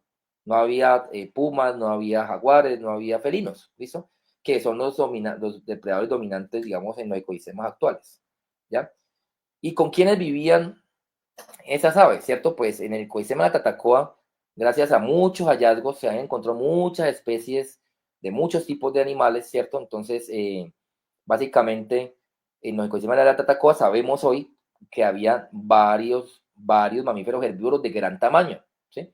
Como los toxodontes, que los vemos aquí, como los astrapoterios, ¿cierto? Como los liptoternos, que son estos, ¿sí? Son grupos que llamamos mamíferos endémicos suramericanos, porque son grupos de mamíferos que evolucionaron aquí en América del Sur, no tienen ningún equivalente ni pariente actual vivo en ninguna parte, ¿listo? Entonces se extinguieron, al igual que las aves del terror se extinguieron, ¿cierto? Pero en aquel momento ellos eran los mamíferos, digamos, de gran tamaño herbívoros. Entonces, claro, posiblemente las aves del terror ocuparon un importante rol como depredadores de estos animales, ¿sí? Porque en aquel momento, digamos que los depredadores, que antes de conocer al terror, los depredadores que estaban allí en las cadenas alimenticias de hace 13 millones de años, de lo que hoy era la Tatacoa, que era un ambiente muy diferente a lo de hoy. Hoy día uno va y es todo muy seco, precisamente lo llaman, entre comillas, desierto porque parece un desierto, pero aunque es un bosque muy seco tropical, vale la pena aclarar, ¿cierto? En aquel entonces era como lo vemos aquí, una reconstrucción, era un ambiente más húmedo, ¿cierto? Muy similar a lo que vemos hoy en zonas de transición entre la Amazonía y la Orinoquía, ¿cierto? Zonas de bastante humedad, con influencia por cuerpos de agua inundables, en fin. Entonces era una zona muy diferente, ¿sí? Con ambientes abiertos y semiabiertos y cerrados, o sea, era una complejidad y una heterogeneidad bastante interesante a nivel ambiental. Entonces en ese contexto ecológico vivían depredadores, claro. Pues está, por ejemplo, el caso de Anaclysictis, que de hecho se publicó el año pasado, ¿cierto? El que lo apodaron marsupial diente de sable, era un grupo llamado los Esparazoodontos, ¿sí? Que tenían dientes de sable, pero no tenían nada que ver con los dientes de sable de felinos, ¿no? Con los tigres dientes de sable no tienen nada que ver. Se veía básicamente algo llamado convergencia adaptativa, pero estos eran digamos, depredadores importantes, por acá se ve, ¿sí? Es el caso de los cebécidos, que eran un grupo de caimanes, pero digamos menos acuáticos que los que conocemos actualmente. Y entonces digamos que esos eran como los depredadores que estaban allí. Pero estos depredadores de todas formas no alcanzaban los tamaños que sí alcanzaban las aves del terror, porque de todas maneras seguían siendo pequeños. Entonces digamos que en ese sentido también el hallazgo es muy importante porque cambia nuestra perspectiva sobre la paleoecología, sobre las relaciones ecológicas y ecosistémicas de la Tatacoa hace 13 millones de años, ¿sí? Otra cosa importante, como les decía, ¿por qué también es importante nuestro hallazgo? Porque ustedes ven aquí en el esquema que les presenté inicialmente, fíjense que aquí hay un vacío, ¿sí? Y precisamente nuestro hallazgo entra, ¿cierto? Si yo ubico temporalmente nuestro hallazgo, entra aquí en el Mioceno medio, ¿sí? Entonces también entra a aportar un poco en este vacío sobre qué pasó con la diversidad de estos folorrácidos de gran tamaño corredores, que es donde estaba nuestro fósil, que ahí lo apodaron cariñosamente Paco. ¿Sí? Entonces Paco estaba aquí. ¿Sí? Pero entonces fíjense que es interesante porque nos ayuda a entender también un poco la historia evolutiva del grupo. ¿Listo? Alguien podría decir, bueno, ¿y por qué no lo han encontrado hasta el momento? ¿Sí? Llevan muchos años en expediciones a la Tatacoa, ¿cierto? Más de 100 años de investigación científica, ¿y por qué no se han encontrado? Pues básicamente eso se pudo haber, pues normalmente se explica porque normalmente los depredadores, los grandes depredadores, normalmente tienen bajas densidades poblacionales, es decir, digamos que hay muy poquitos individuos en un área muy grande, ¿sí? Entonces eso hace que sea más difícil encontrar, es como por ejemplo hoy día, no sé, piensen en la densidad, es decir, el número de individuos que se distribuyen en el área de, no sé, de los jaguares, pues, ¿cierto? Hay un jaguar por muchísimas hectáreas, ¿sí? Entonces digamos que si uno muere, que logre fosilizarse, que se encuentre, entonces digamos que la probabilidad de encontrar un depredador es más baja a veces que encontrar de pronto herbívoros o encontrar animales más pequeños, en fin. Entonces digamos que eso también dificulta el hallazgo previo de esas aves. Obviamente ya el nuevo hallazgo abre la ventana a que pueden seguir apareciendo cosas, ¿no? También nos habla sobre las estrategias de caza, porque también el tibio tarso nos dice, como es un hueso de la pata, ya lo dije, ¿cierto? Entonces la forma nos habla de que posiblemente eran buenas corredoras y cazadoras, y eso encaja muy bien con lo que se ha reconstruido para la época. Y además de eso, pues también se piensa que ellas pudieron haber complementado parte de su dieta con carroña. Y en términos biogeográficos también hay algo muy importante, y es que yo les decía a ustedes que cuando les habla del terror, digamos, dominaron América del Sur estaba aislada del resto de los continentes. ¿Sí? Resulta que más o menos hace unos 10 millones de años comienza a formarse el puente de Panamá, que conectaría a América del Sur con América del Norte. ¿Listo? Más o menos hace 3 millones de años ese puente se termina, ¿sí?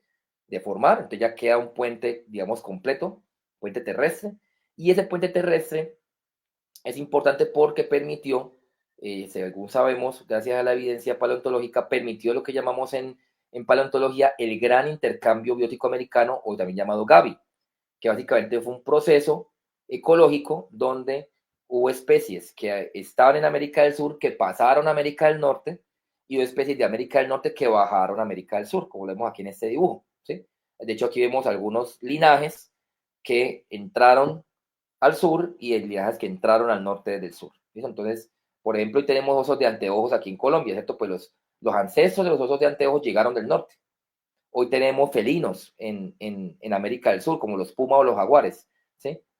Los ancestros de los felinos llegaron también de América del Norte. ¿Sí?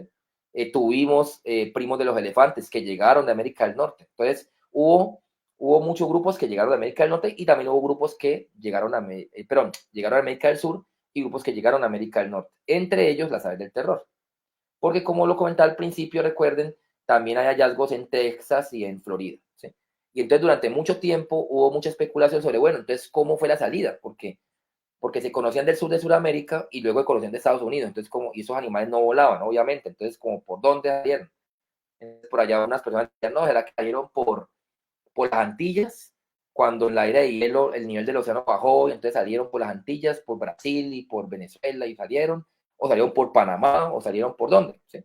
Entonces ya el hallazgo también de Colombia es importante porque en últimas nos dice que hace 13 millones de años ya estaban muy radicadas aquí, y entonces eso nos da la posibilidad precisamente de que los ancestros de las que se encontrarían después en Estados Unidos, porque las de Estados Unidos más recientes precisamente son de después de este proceso del puente, entonces se encaja perfectamente todo, porque entonces quiere decir que las que estaban aquí en cierta forma pueden ser ancestrales con respecto a las que luego pasarían el puente, y luego en América del Norte darían origen a las que encontraron en América del Norte. ¿Sí? Entonces ya nos ayuda a aclarar el panorama, y digamos que sería como una evidencia que apoyará la hipótesis de que las aves del terror salieron por Panamá, ¿sí? Hacia América del Norte. ¿Ya? Porque no se han encontrado en ninguna otra localidad, ni siquiera en Centroamérica, ni en México, ni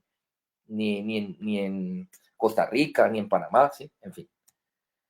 Y también, entonces, el contexto del ave del terror nos ayuda también a entender un poco el contexto de la evolución de la avifauna, porque vemos las aves del terror en el contexto de otros grupos de aves, pues también eso nos ayuda a entender un poco la historia de la biodiversidad de la América del Sur, porque hubo muchos grupos, así como las aves del terror, ¿cierto? Que ya vimos, que salieron de América del Sur hacia América del Norte, pues hubo otros grupos que también hicieron lo mismo y viceversa. Entonces hoy digamos que ese tipo de trabajos ayuda a ir entendiendo la dinámica de los intercambios en el caso de las aves, porque se han estudiado mucho para los mamíferos, pero para las aves esos intercambios se han estudiado muy, muy poco. Bueno, y finalmente para unas conclusiones, como dicen, unas guías para el camino, no sin antes agradecer a mis colaboradores del artículo. Este trabajo pues obviamente no es solo mío, ¿sí? Y en especial a César, pues que fue quien encontró el fósil. Entonces básicamente el estudio del fósil, que de hecho no lo comenté, se llama MT-0200, es el código del Museo de la Tormenta, ¿sí? Que es el museo de César Perdomo, que lo pueden visitar. De hecho, animo a que lo hagan. Cuando vayan a la Tatacoa lo pueden visitar. De hecho, también cerca está el Observatorio Astronómico. Básicamente refuerza el papel de fororrácidos como depredadores ápices, es decir, estos que están en la cima de las cadenas alimenticias, ¿no? Y que en cierta forma fueron esos depredadores dominantes en los ecosistemas de América del Sur, también incluidos tropicales, ¿no? Que se pensaba que estaban muy al sur y que en ambientes tropicales no estaban, pero ya hoy vemos que pudieron haber colonizado ambientes tropicales.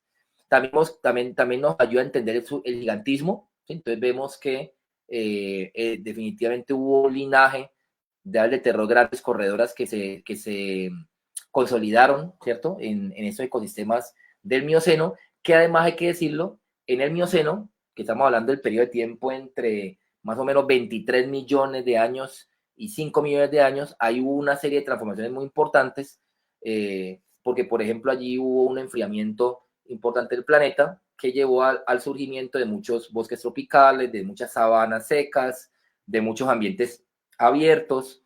Entonces, este tipo de ecosistemas pues favorecieron el éxito de aves del terror de gran tamaño, ¿sí? Y finalmente, pues que el hallazgo de la venta, ¿cierto? Que es como llamamos oficialmente la zona paleontológica de Tatacoa, pues contribuye mucho a entender esa biogeografía, es decir, cómo se distribuyen las especies en el espacio y la ecología, ¿cierto? Del ecosistema del Mioceno medio, ¿no? Donde, para entender cómo es que estas aves encajaban con todas esas otras especies en ese ecosistema. Y bueno, muchas gracias. Y bueno, quedo aquí pendiente por si hay alguna pregunta. Sí, a ver, interesantísimo, Jonathan. Y creo que ahí es donde se ve la diferencia cuando una charla es dictada directamente por el investigador, por el científico. Creo que eso marca la diferencia. Jonathan, no hay preguntas, pero tengo la siguiente inquietud. Sí, cuéntame, Marino. Estos son modelos, ¿no? Es decir, uno debería enfatizar en que son modelos porque no hay total certeza, porque cómo es probable que a partir de elementos tan escasos uno pueda llegar a conclusiones tan concluyentes, ¿cierto? Tan certeras, sí, cuando son interpretaciones. Es probable que esos, más bien pregunto, no afirmo para nada, sí. más bien te pregunto, ¿hay alguna probabilidad de que esos huesos realmente pertenezcan a otra ave, a otra especie, a otro animal diferente, de una edad diferente, y que simplemente estén mal interpretando? Porque recuerda que una cosa son los hechos y otra cosa son las interpretaciones. Lo de ustedes son interpretaciones que se tratan de aproximar a los hechos. Claro. No, Pero, buena ¿qué pregunta, Marino. son esas conclusiones, Jonathan? Y no solamente las tuyas, sino las en general, porque una cosa es reconstruir todo un esqueleto, ¿cierto? Todo un fósil y uno decir, mírenlo, ahí está. Pero vos tenés 4 elementos y a partir de 4 elementos en paleontología, ¿cuál es el nivel de error, pues, para esas conclusiones? Sí, no, bueno, muy buena pregunta, Marino, y ahí es clave, por eso es que nosotros no dijimos esta especie se llama así, por eso tú ves que la llamamos con el código de museo, MT2, MT0200. Eso es importante tener en cuenta porque precisamente los restos no permiten llegar a un nivel específico, ¿sí? Por eso decimos pertenece al linaje de las aves del terror grandes corredoras, los fororracinos, ¿cierto? Pero no nos mojamos más allá. ¿Y por qué sí podemos decir eso? Porque precisamente en el ejercicio lo que se hace es comparar, ¿cierto? Comparar nuestro fósil, nuestro elemento esquelético, con otros, en ese caso, de otras aves, ¿cierto? Y particularmente aves del terror, y lo que vemos es precisamente las similitudes. Entonces, en ese sentido, digamos que la certeza de que, digamos, que sí es una ave del terror, pues es alta, porque tiene los elementos, es como, haz de cuenta como es que es como un checklist, ¿no? Tiene esto, tiene esto, tiene esto, tiene esto, entonces cumple los requisitos de la presencia de los caracteres, lo que mostraba yo con los, ¿cierto? Con los esquemitas, sí, aquí están los caracteres que veíamos, voy a darle un Es momentico. netamente una paleontología comparada. Exactamente, es que la paleontología parte de algo que en evolución llamamos la anatomía comparada. Y la anatomía comparada parte de una premisa que es la parsimonia, ¿sí? Y es que básicamente las especies que comparten un parentesco, pues comparten unos rasgos comunes, ¿sí? Entonces, como todas las aves del terror descienden de un ancestro común, entonces van a tener unos rasgos comunes que les permiten a todas ellas pertenecer a ese grupo, ¿sí? Es por eso, no, y no creas que, afortunadamente lo decía al principio, esto la paleontología básicamente tiene que trabajar un poco como, es un juego como de detectives que reconstruyen una historia, ¿sí? En donde tú tienes unas pistas que son los fósiles finalmente, como decía mi jefe, mi jefe, que mi director de tesis doctoral, en paleontología uno trabaja con lo que hay, y lo que hay muchas veces, pues es poquito, pero es lo que hay, ¿sí? ¿Qué Entonces tanto se a veces da la suerte de encontrar, por ejemplo, el cráneo.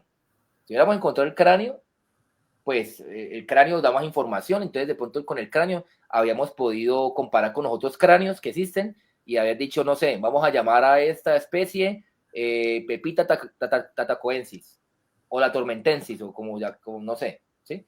Ya eso hubiese tocado tomar esa decisión o colombiensis o yo no sé, ¿sí? Pero como colombiensis, sí. Jonathensis, Pellegrinensis. No, porque porque no se le pueden colocar los nombres de los autores. No suele ser correcto eso. Pero el tema es que Son como de los lugares donde se encuentran, más bien, ¿no? sí, ahí siempre suelen ser más bien el lugar o algún rasgo, o Ah, sí. Pero digamos que en ese sentido se trata también de ser muy cauto, ¿no? Entonces, por eso también el papel de Federico en la investigación fue muy importante, porque precisamente él es el que conoce todo el registro fósil argentino, que es el más rico y el más diverso de este grupo, ¿sí? Y ahí donde están también los ejemplares más completos. Entonces era fundamental también compararlo, y antes hizo la comparación con todos los que se lograron establecer, para definitivamente, como tú dices, Marino, tener la certeza de que efectivamente sí era un ave del terror y no era otra ave, ¿sí? No era otro animal. ¿Ya? Jonathan, ¿esto que nos mostraste son huesos? ¿Huesos? No. Esos son No, lo que rocas dice que en se la fosilización, fosilizan, que es lo que estamos viendo allí no, ese es el realmente. fósil, eso que tú ves ahí es el fósil, ¿sí? Cuando hablas de fósil, ¿exactamente a qué te refieres? Ok, lo que pasa es que, a ver, ¿qué diferencia entre el hueso y el fósil, digámoslo así? ¿Sí? Que el fósil ha pasado por un proceso de fosilización, valga la redundancia, pero ¿qué es la fosilización? ¿Sí? Entonces imagínense, el animal muere, ¿sí? Y todos sabemos, la parte blanda se descompone, ¿cierto? Las bacterias y los hongos degradan la parte blanda, ¿cierto? Queda el esqueleto, ¿sí? Como cuando uno se muere y lo entierran y luego sacan el esqueleto. Entonces imaginemos, el animal murió, ¿sí? Las partes blandas, los microorganismos se la llevaron, queda el esqueleto. Si las condiciones geológicas, geoquímicas particularmente hablando, son favorables, entonces ese esqueleto Se conserva. puede pasar por un proceso llamado fósil diagénesis, ese es el nombre técnico. Entonces, ¿qué ocurre en la fósil diagénesis? Que básicamente, digamos, las moléculas que componen el hueso, donde estaban las células antes, ¿sí? Esas moléculas van a ir siendo reemplazadas poco a poco, casi que molécula por molécula, átomo por átomo, van a ser reemplazadas por los componentes de la matriz sedimentaria, es decir, de los minerales que rodean el hueso, ¿sí? Entonces, por decir algo, si el hueso quedó enterrado en un montón de sedimentos ricos en carbonatos. Entonces esos carbonatos empiezan a ir penetrando, ¿sí? Empiezan a ir penetrando y empiezan a ir ubicándose donde estaban las células antes. Entonces digamos que por eso es que los fósiles tienen una apariencia como de piedra, porque lo que ha pasado es que el material biológico, digámoslo así, el material Ha biológico desaparecido. va desapareciendo y va siendo reemplazado por material geológico, llamémoslo así, material mineral. O sea, un proceso de Y mineralización adopta la forma del hueso, adopta la forma y la pero mantiene textura. la forma biológica original. Sí, es como si la forma biológica sirve de molde para la forma Correcto. mineral geológica. ¿Sí? Ya, Entonces se conserva la forma, aunque ya el hueso original no esté allí. no esté. Exacto. Listo. O sea, uno lo que tiene es un pedazo de roca. Exactamente, sí. Sí, de hecho a veces en campo, para el ojo no experto, a veces el fósil puede pasar desapercibido. ¿Sí? O sea que ni modo de hablar de ADN y de nada de esas vainas. No. A ver, sí se han hecho intentos de rescatar, no en este obviamente, ¿sí? Pero en otros hallazgos sí se han hecho intentos, por ejemplo, sé de un grupo de investigadores, entre ellos que participó un amigo mío, un colega llamado Edwin Cadena, que rescataron presumiblemente de fósiles de tortugas, rescataron, creo que fue fragmentos de biomoléculas, ¿sí? También se han hecho intentos con fósiles más antiguos de rescatar, por ejemplo, fragmentos de biomoléculas, pero como tal ADN completo y bien preservado, no. O sea, he intentado fragmentos de proteínas, fragmentos de moléculas biológicas, se han intentado rescatar de fósiles antiguos, ¿sí? Pero O sea digamos que que hay, esa parte todavía está muy incipiente, el tema se llama la paleontología molecular, ¿sí? O sea, hasta el momento, lo más antiguo que se ha podido rescatar de ADN íntegro, y creo que por ahí hace un tiempo hicimos una charla acá en la escuela precisamente de eso, en actualidad científica con Alejandro, creo que fue de mamuts, del permafrost de Siberia, de más o menos 1.200.000 años.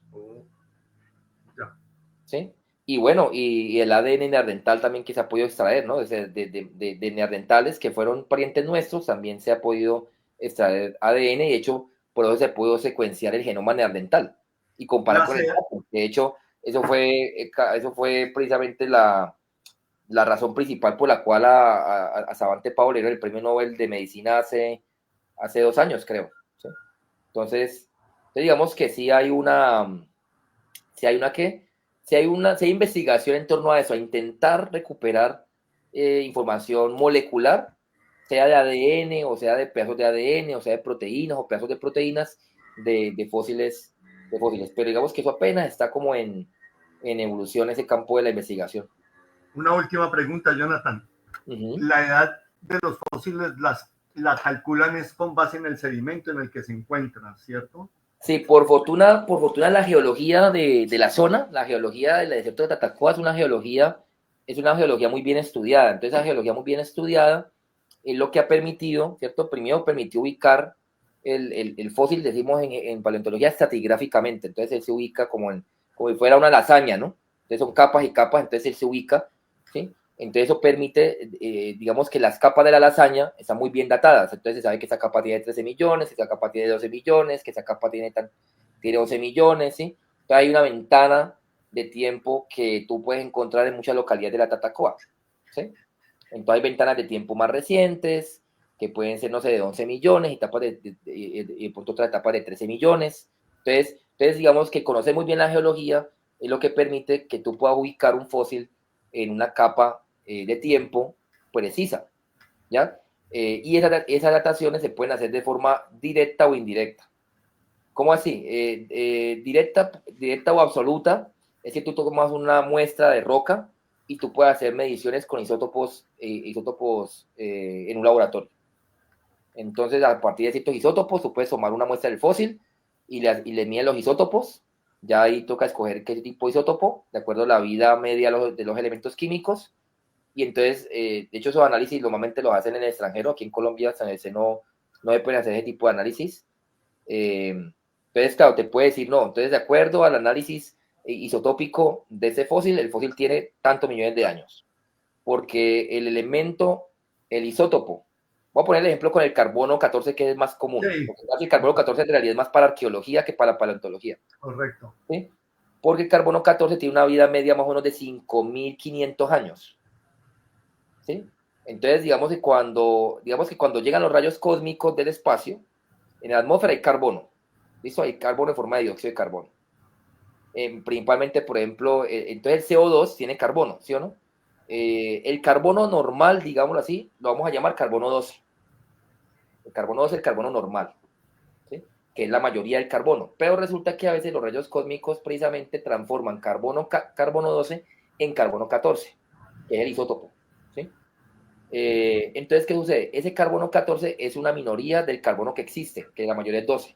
Cuando las plantas toman el carbono en la fotosíntesis, se incorporan carbono 12, pero también incorporan carbono 14.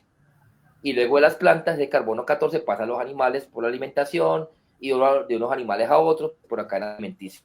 El tema es que cuando yo muero en mi cuerpo hay carbono 12 y carbono 14. En mis huesos, por ejemplo. ¿Sí? Entonces el carbono 14, esos átomos de carbono 14, que son isótopos, digamos isótopos inestables, ¿sí? Ellos tienden a transformarse luego en nitrógeno 14, que es la forma estable del átomo. Entonces ese tiempo de transformación de la forma inestable, que es el carbono 14, a la forma estable, que es el nitrógeno 14, tarda un tiempo. Y ese tiempo es como un reloj atómico. De hecho, se habla de reloj isotópico. Entonces, ese carbono 14 tarda la mitad de una muestra. Es decir, imagínate que, no sé, voy a poner un ejemplo. Supongamos que tú tienes 100 gramos, yo me muero y en mi cuerpo hay 100 gramos de carbono 14. Pues de esos 100 gramos, 50 gramos se van a demorar más o menos 5.500 años en transformarse de carbono 14 a nitrógeno 14. Y hay unas relaciones matemáticas, de hecho hay unas ecuaciones que te permiten calcular, de acuerdo a la relación carbono 14, nitrógeno 14, la edad de la muestra. Correcto. ¿Sí? ¿Cuál es el problema? Que la edad total, o sea, el 100% de desintegración, tú lo tienes casi como los 35.000 años. ¿Esto qué quiere decir? Que una muestra más vieja de esa fecha ya no te sirve por ese método. Entonces ya tienes que ir a otros elementos que te den una ventana de tiempo más amplia. Claro, con edades Es importante porque ese método no solamente ha servido en paleontología, sino que sirve en arqueología, sirve también en astronomía, porque por eso es que se ha datado, por ejemplo, la edad de los meteoritos, ¿sí? Sino que en los meteoritos, por ejemplo, ya se hace con uranio-plomo, ¿sí? Y Que con de él la edad del sistema solar, ¿no? vimos la edad de la Tierra. Correcto. Claro, que es exactamente el mismo método, ¿sí? Lo que pasa es que lo que cambia es el elemento químico, que en ese caso te da una ventana de tiempo. Bueno, yo no recuerdo cuál es la ventana de tiempo del uranio-plomo, pero es una cosa de muchos millones de años. Sí, hay O sea, miles de millones de años. nos sirvió para calcular la edad de la Tierra. Entonces, imagínate la ventana de tiempo. ¿Sí? Hay un método, por ejemplo, el del potasio-argón. El potasio-argón, que en este caso el potasio 40 se transforma en argón 40. ¿Sí? El argón es un gas noble, además, en la tabla periódica, entonces no está en las células, el potasio sí. Entonces, claro, la ventana ahí también es grandísima. Entonces, por ejemplo, ese sirve para dinosaurios, mejor dicho, todos los animales entran ahí, en la ventana del potasio argón. ¿Sí? Claro, Entonces, en la ventana de los 3.800 hay millones de muchos años. métodos que permiten calcular la edad de los fósiles. Y A tengo una partir última. del fósil directo o de las rocas que lo rodean también, ¿no? O sea, no Claro, siempre tiene que ser el fósil directo, puede ser sobre las rocas que lo rodean, sí, sobre las el rocas del entorno, fósil realmente. sedimentario. Ajá, Es la edad del entorno, ¿no? sí. Ve, la Tatacoa es un paraíso para la paleontología. ¿Qué otros, y por qué la Tatacoa? ¿Qué otros sectores hay aquí en Colombia? ¿Qué otras regiones hay así ricas en yacimientos paleontológicos? ¿Y por qué la Tatacoa? Bueno, pues la Tatacoa, digamos que fundamentalmente porque las condiciones, bueno, en el pasado eso era una zona, como lo comentaba ahorita, era una zona con mucha influencia de cuerpos de agua. Eran zonas que inundaban, luego se secaban, eran temporadas de lluvias donde se inundaba, temporadas secas donde todo se secaba, entonces había mucha fluctuación de cuerpos de agua y eso favorece mucho que cuando los animales mueren, caen al cuerpo de agua, se forman lodos y esos ambientes sedimentarios favorecen también la fosilización, ¿no? Entonces también digamos que por ese lado fue un lugar privilegiado, pero además de eso también, ya viéndolo desde una perspectiva actual, como mucha aridificación por toda la erosión que se dio en la zona. ¿Sí? ¿Mucha Porque qué, perdón? mucha erosión. y mucha aridificación, es decir, la zona es más seca de lo normal, digámoslo así. Entonces, eso permite que afloren los fósiles, ¿sí? Que puedan ser más visibles, porque claro, muchas capas de suelo han desaparecido, entonces en muchas zonas los fósiles se quedan a la pueden vista. evidenciar. Pero aquí en Colombia hay muchas zonas que tienen mucho potencial fosilífero, ¿sí? Entonces, por ejemplo, en Villalba también el potencial fosilífero es muy importante. Hay varias formaciones en Villalba supremamente interesantes. Hay una muy famosa llamada la formación La Paja, ¿sí? Que de hecho ahí fue donde se encontró el famoso Paillasaurus, que es uno de los dinosaurios colombianos, ¿sí? Y bueno, y se han encontrado en Villa de Leyva, en las zonas cercanas a Villa de Leyva, muchísimos fósiles de reptiles marinos, tortugas, tortugas con huevos, ictiosaurios, bueno, un montón de reptiles marinos, pero ya estamos hablando de un momento de tiempo más atrás que la Tatacoa, ¿sí? Mucho más atrás, estamos hablando del Cretácico superior. Ya en el caso de Villa de Leyva, el Cretácico superior, para que ustedes se ubiquen, ¿cierto? Voy a poner rapidito la escala temporal acá, ¿cierto? Fíjense, Cretácico superior, ¿sí? La Tatacoa es Mioceno medio, para que se haga una idea, ¿sí? En el Neógeno, Mioceno medio, por aquí, y Villa de Leyva, La Paja, por ejemplo, Cretácico superior, mucho más atrás. ¿sí? Más atrás, correcto. Mucho más atrás. Hay otras zonas, por ejemplo, en La Guajira, donde encontró Titanoboa, ¿sí? Que ya es del Paleoceno, ya es un poquito más acá, ¿sí? Paleoceno. Entonces hay muchas zonas, o por ejemplo en Boyacá hay una zona llamada Floresta que es más vieja, bueno, no, aquí la tabla ni está incluida, es más atrás, hay zonas del Devónico, entonces hay muchas zonas de Colombia que uno puede ver en el mapa geológico las edades relativas de las diferentes zonas de Colombia porque se conocen.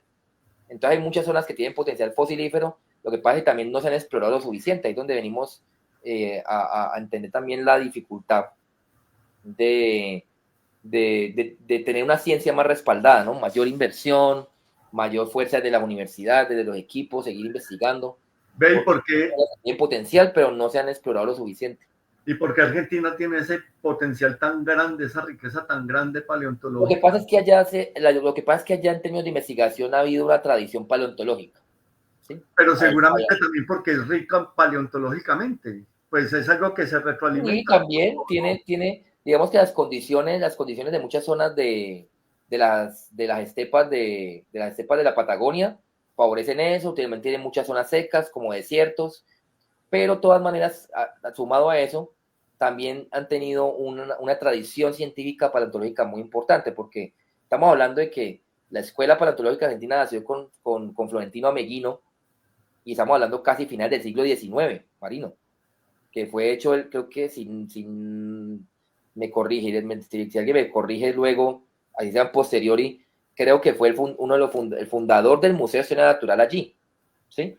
Y fue uno de los pioneros de la investigación científica en ciencias naturales allí en Argentina. Entonces, Florentino Ameghino, por ejemplo, fue quien descubrió y describió la primera del terror de todas. No, de hecho, el género viene de un nombre que le puso al espécimen, ¿sí? Y inclusive creo que los primeros fósiles él no sabía muy bien si era un ave o era un mamífero, él tenía muchas dudas porque precisamente, pero él fue un pionero y estamos hablando, fíjate, casi, o sea, la tradición paleontológica de ellos tiene más de 100 años. imagínate, claro. ¿Sí? O sea, es una cosa, estamos hablando, como te digo, estamos hablando desde finales del siglo XIX, principios del siglo XX, o sea, más de 100 años. Tienen registros Ustedes científicos, aquí son pioneros, prácticamente. tienen un sistema de investigación también, entonces no solamente en paleontología, en muchos otros campos tienen un sistema científico robusto, o sea, el CONICET es un sistema robusto, o sea, yo creo que a nivel de la América Latina, el CONICET y el CONACYT de México, o sea, son dos sistemas científicos muy robustos, por ejemplo, nosotros carecemos de ello. ¿Paleontología existe como carrera? Creo que en Argentina sí, en la mayoría de los países del mundo suele ser un posgrado, ¿Se estudia biología? Como a nivel de maestría o a nivel de doctorado, en la mayoría de los países suele ser a nivel de posgrado. En Argentina creo que existe a nivel de pregrado. En algunas universidades no recuerdo exactamente cuáles, pero en la mayoría de los países sí es posgrado, ¿sí? Entonces tú accedes o como biólogo o como geólogo. Suelen ser biólogos o geólogos los que se dedican a la paleontología casi siempre. Y que haya un pregrado es un indicador pues del avance y del También, desarrollo exacto, y de la sí. importancia, ¿no? No, claro, ¿no? Y la comunidad paleontológica es supremamente robusta. De hecho, en estos días estaba hablando con unos colegas en esta semana tuvieron un evento, un montón de gente, ¿no? O sea, y tienen asociación científica, o sea, está muy bien organizado digamos, el campo de la paleontología argentina, o sea. ¿Y aquí en Colombia qué tradición tiene que tantos años tendrá la paleontología por esa No, de todas maneras, aficionada? yo que soy de Colombia, de todas maneras, sí, en Colombia ya empieza a haber una masa crítica. Yo creo que en ese momento ya Correcto. hay una masa crítica de personas que nos hemos formado en ese campo y ya cada vez hay más gente. Yo me di cuenta de eso y de repente hablamos de eso en el Congreso Colombiano de Paleontología que se celebró el año pasado en Bogotá. Sí, hasta el momento van dos, imagínate. El tercero va a ser en Bucaramanga el año que viene y ya, digamos, empieza a haber una masa crítica, porque ya, por ejemplo, en Bogotá, en la Universidad de Rosario, por ejemplo, Edwin Cadena, también paleontólogo, él está liderando ahí unos proyectos, gente de la Universidad Nacional de Colombia tiene proyectos, gente en Villa de Leyva tiene proyectos, en la UIS de Santander, bueno, hay, Ya, de pronto me escapan algunas en la EAFID de Medellín, entonces ya hay masa crítica, ¿no? Entonces, desde claro. aquí en Cali, pues, digamos que mi equipo estamos trabajando desde aquí de Cali, pero ya en varias partes de Colombia hay gente trabajando en estos temas. Entonces, creo yo que, de hecho, la expedición científica que se hizo en Tatacoa el año pasado, en mayo, convocó a más de 40 paleontólogos. Nos convocaron, pues básicamente éramos la mayoría colombianos, o sea, habían extranjeros, pero éramos la mayoría colombianos, tanto que radicados en Colombia como radicados en el extranjero. En la Universidad de los Andes Ustedes, también está trabajando la gente. O sea, digamos, en varias universidades de Colombia ya empiezan esas líneas de investigación a estar impulsándose. que está pasando más o menos lo mismo que con la astronomía, ¿no? Si tú ¿Sí? recuerdas, Jonathan, Yo lo hace mismo, 20 sí. años contábamos con los dedos de la mano la cantidad de profesionales en astronomía que había o de los grupos que había. Hoy en día la RAE cuenta con más de 50 grupos y pues ya la cantidad de astrónomos Claro. profesionales, Y ya semiprofesionales, profesionales, claro, ya hay carrera de astronomía en ya hay Antioquia. carreras, ya hay posgrados y hay hubo una explosión que en un Sí, yo momento. creo que poco a poco la bola de nieve va llegando. O sea, poco a poco, yo creo que la ciencia es así, y yo creo que poco a poco o sea, obviamente hay países que van liderando, pero tarde que temprano, como quien dice, la bola de nieve llega. Entonces, Claro, también eso influye en que el campo sea más o menos desarrollado, y vos digámoslo tenés así. el privilegio, Jonathan, de pertenecer a esa generación, por cierto, muy joven, que está abriéndole los campos a la paleontología desde el punto de vista profesional y formal, ¿no? Ujú. Y Sí, claro. felicitaciones, Jonathan. Sí, no, Felicitaciones. sí, en esas estamos. Ahora estoy precisamente porque hay otras aves que se encontraron en la Tatacoa y en ese momento pues estamos en el proceso de descripción de estudio, sino que pues obviamente por la importancia del terror pues se le dio como más relevancia y se trató de sacarlo más rápido. Eh, pero no, hay otras, yo creo que el otro año se vienen varias noticias por ahí de nuevas aves para la Tatacoa. Qué bien, chévere, Ujú. Jonathan. Sí, sí, sí, en eso ando. Eh, un ave, ¿qué es lo que caracteriza a un ave? No es que vuele, porque no todas las aves vuelan, mira que No, esta no, no. vuela, No, sino las que aves, ¿qué caracteriza a un ave? Pues las aves, pues, bueno, ellas son dinosaurios, hay que decirlo, ¿no? Son dinosaurios modernos. Entonces, básicamente, heredan de los dinosaurios varios rasgos que tienen. Hoy sabemos que, por ejemplo, heredaron el esqueleto neumático. El esqueleto de las aves es muy neumático. Eso es un rasgo muy importante puro aire, porque ok. son huesos, digamos, huecos, si se quiere decir así, para que se entienda, que permiten disminuir el peso general del cuerpo, ¿sí? Eso fue clave, por ejemplo, en el caso de los dinosaurios fue clave para el gigantismo y en el caso de las aves fue clave para poder volar, ¿sí? Además de eso, también las aves heredan de los dinosaurios los sacos de aire. Los sacos de aire es un sistema respiratorio muy especializado que les permitió poder optimizar el oxígeno a la respiración. Digamos, en ese sentido, digamos que dicho de una forma sencilla, como que las aves aprovechan más el oxígeno con su sistema respiratorio que nosotros los mamíferos, ¿sí? Vea pues. Entonces eso les permite tener un plus energético que es clave a nivel metabólico, por ejemplo, en este caso para el vuelo, porque volar es caro energéticamente. Pues Y claro, además que todo el tiempo, porque algo claro, importante también es tener en cuenta es que aunque hoy día tú veas aves que no vuelan, como las aves del terror que no eran voladoras, ¿cierto? De todas maneras, todas las aves descienden de ancestros que volaban. Es decir, Las que hoy día vemos que no vuelan es porque de alguna manera el vuelo se pierde. En muchos linajes de aves el vuelo se perdió, ¿sí? Entonces, porque lo que pasa es que la evolución siempre va a favorecer estrategias económicas energéticamente. Claro. Entonces, en algunos contextos el vuelo se pierde porque, digamos, salía muy caro energéticamente y el vuelo, pues, como estrategia antidepredación, en muchos casos, pues, resultó siendo inútil y entonces por eso muchas especies optaron por tamaños grandes o por optimizar la reproducción. Entonces, el vuelo en muchos grupos se desapareció. Ya. Pero todas descienden de ancestros voladores, todas las aves descienden de una forma u otra de ancestros que volaban, ¿sí? Y en ese entonces uno sí podría decir que las aves eran las que volaban y no son aves las que no volaban. O ¿Cómo así, María? tampoco. No, porque es que cuando tú decías en un principio que eran aves no voladoras, yo dije, pues pucha, aves no voladoras. Y después caí en cuenta de que, claro, las gallinas son aves de vuelo corto, pues de que no vuelan. Ajá. Y entonces me pregunté, ¿y entonces qué es lo que caracteriza un ave? Un ave que tiene Claro, aves, no. que tiene alas. Entonces, cogemos para que tú seas una, entonces tú tienes extremidades anteriores, pues en forma atadas a manera de alas, ¿cierto? Eso implicó una modificación de los huesos de las manos principalmente, los dedos, Son las alas. esqueleto neumático, sacos de aire, corazón de 4 cámaras, porque el corazón tiene 2 aurículas y 2 ventrículos, plumas, evidentemente la cubierta de plumas, pero no cualquier tipo de plumas, ¿no? O sea, plumas que tienen ese arreglo que parece una hoja, ¿no? Como cuando tú coges una pluma parece una hoja, ¿sí? O un eje central que llamamos raquis.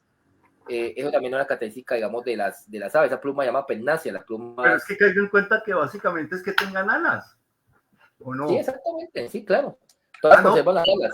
Que en el caso de algunas pocas, las alas se han reducido mucho en tamaño, hasta como el extremo del kiwi, que prácticamente las ha casi que minimizado, pero en general todas tienen alas, exactamente, porque vuelvo, insisto, todas vienen de ancestros que eran voladores. Sí, las cucarachas serían como pequeñas avecitas porque también tienen alas, ¿o no? Ajá. ¿Se consideran alas? No, las de las cucarachas voladoras, de esas odiosas que vuelan. Bueno, es que en los insectos lo que pasa es que, espérate, en los insectos lo que pasa es que, claro, hay otro tipo, son otro tipo de alas, ¿no? O sea, Claro, los insectos son otro tipo de alas, entonces lo que pasa es que en la evolución de la vida, pues hay diferentes estrategias de vuelo que desarrollan diferentes grupos de animales por vías o por historias independientes. Entonces los insectos desarrollan el vuelo de una manera independiente de como lo hicieron las aves. Por eso es que no son vuelos, decimos en evolución, no son vuelos homólogos, son vuelos análogos. Vea, ¿sí? pues. Exactamente, sí, porque digamos, los vuelos de todos los insectos entre sí, todos son homólogos, o sea, la forma en que vuela una mariposa, una cucaracha, una abeja, son homólogos porque todos son insectos y porque todos descienden de un ancestro que volaba y era un insecto. O sea, así como todos los vuelos de las aves son comunes porque todas descienden de ancestros voladores, ¿ya? O los vuelos de los murciélagos también desarrollan el vuelo de una forma independiente a como lo hacen las aves, ¿ya? Entonces, ahí hablamos de algo llamado convergencia, y es cuando tú tienes que un rasgo, una característica, se desarrolla en grupos de forma independiente y de forma alternativa, es decir, no es exactamente igual, ¿sí? Porque la forma en que vuelan los insectos no es exactamente igual a como vuelan las aves, ni tampoco, y la de las aves no es exactamente igual a como vuelan los murciélagos, ¿sí? Sino que son estrategias de vuelo diferentes entre sí. La diversidad biológica. Tienen historias y momentos diferentes. O sea, los insectos, por ejemplo, fueron los primeros animales que volaron. Los primeros animales que conquistaron, digamos así, el aire, fueron los insectos. ¿sí? Luego le siguieron los pterosaurios, que están extintos, que fueron reptiles voladores. Luego le siguieron las aves, que hoy día siguen con vida. Y luego le siguieron los murciélagos. Imagínate. Incluso por allí hubo un grupo de dinosaurios que también desarrolló el vuelo de una forma alternativa a las aves, pero digamos que ellos son más desconocidos, son unos dinosaurios que se llamaban los escanciopterígidos. Era otro grupo, entonces digamos que la vida experimentó con el vuelo muchas veces, de formas diferentes. Eso es lo que llaman a veces en la evolución experimentos evolutivos. Entonces, en diferentes momentos la vida experimentó con el vuelo. En algunos casos pues prosperó y se mantuvo hasta hoy, en otros casos no. ¿sí? Que la vida sí tiene millones de presentaciones, ¿no, Jonathan? Qué diversidad tan impresionante. La vida ha sido una cosa muy loca, ¿no? Sí, La sí, claro. supervivencia, todo es cuestión de supervivencia en última. Jonathan, muchas gracias, yo creo que ya es justo. Bueno, no, Marini, pues estado chévere la charla. Yo espero, pues, de nuevo, muchísimas gracias. Para mí es un placer estar aquí también como miembro de la escuela, que no lo comenté. Obviamente. Y para mí es un orgullo siempre estar aquí divulgando lo que hago, la ciencia, la paleontología, la astronomía. Y bueno, esta labor que hacemos también es muy importante, de acercar la ciencia a la sociedad que a quien nos debemos. Sí, porque estaba por comentarte cuando estabas hablando de tus créditos y de tus logros académicos que no nombraste tu papel como divulgador, que también es importante destacarlo, Jonathan. Sí, sí, sí. Sí, aprendiendo a divulgar la ciencia cada vez más y bueno, tratando de hacerla lo más comprensible posible al público. Eso también es un reto, ¿no? Muchísimo, sí, no es tan fácil como pareciera. Sí, sí. Bueno, Jonathan, Bueno, muchas Marino, gracias. cuídate mucho, un abrazo para todos y para todas los que me ven y me van a ver en el futuro. Y gracias, nos estamos viendo. Cuídense mucho. Ok, feliz noche para Chao. todos.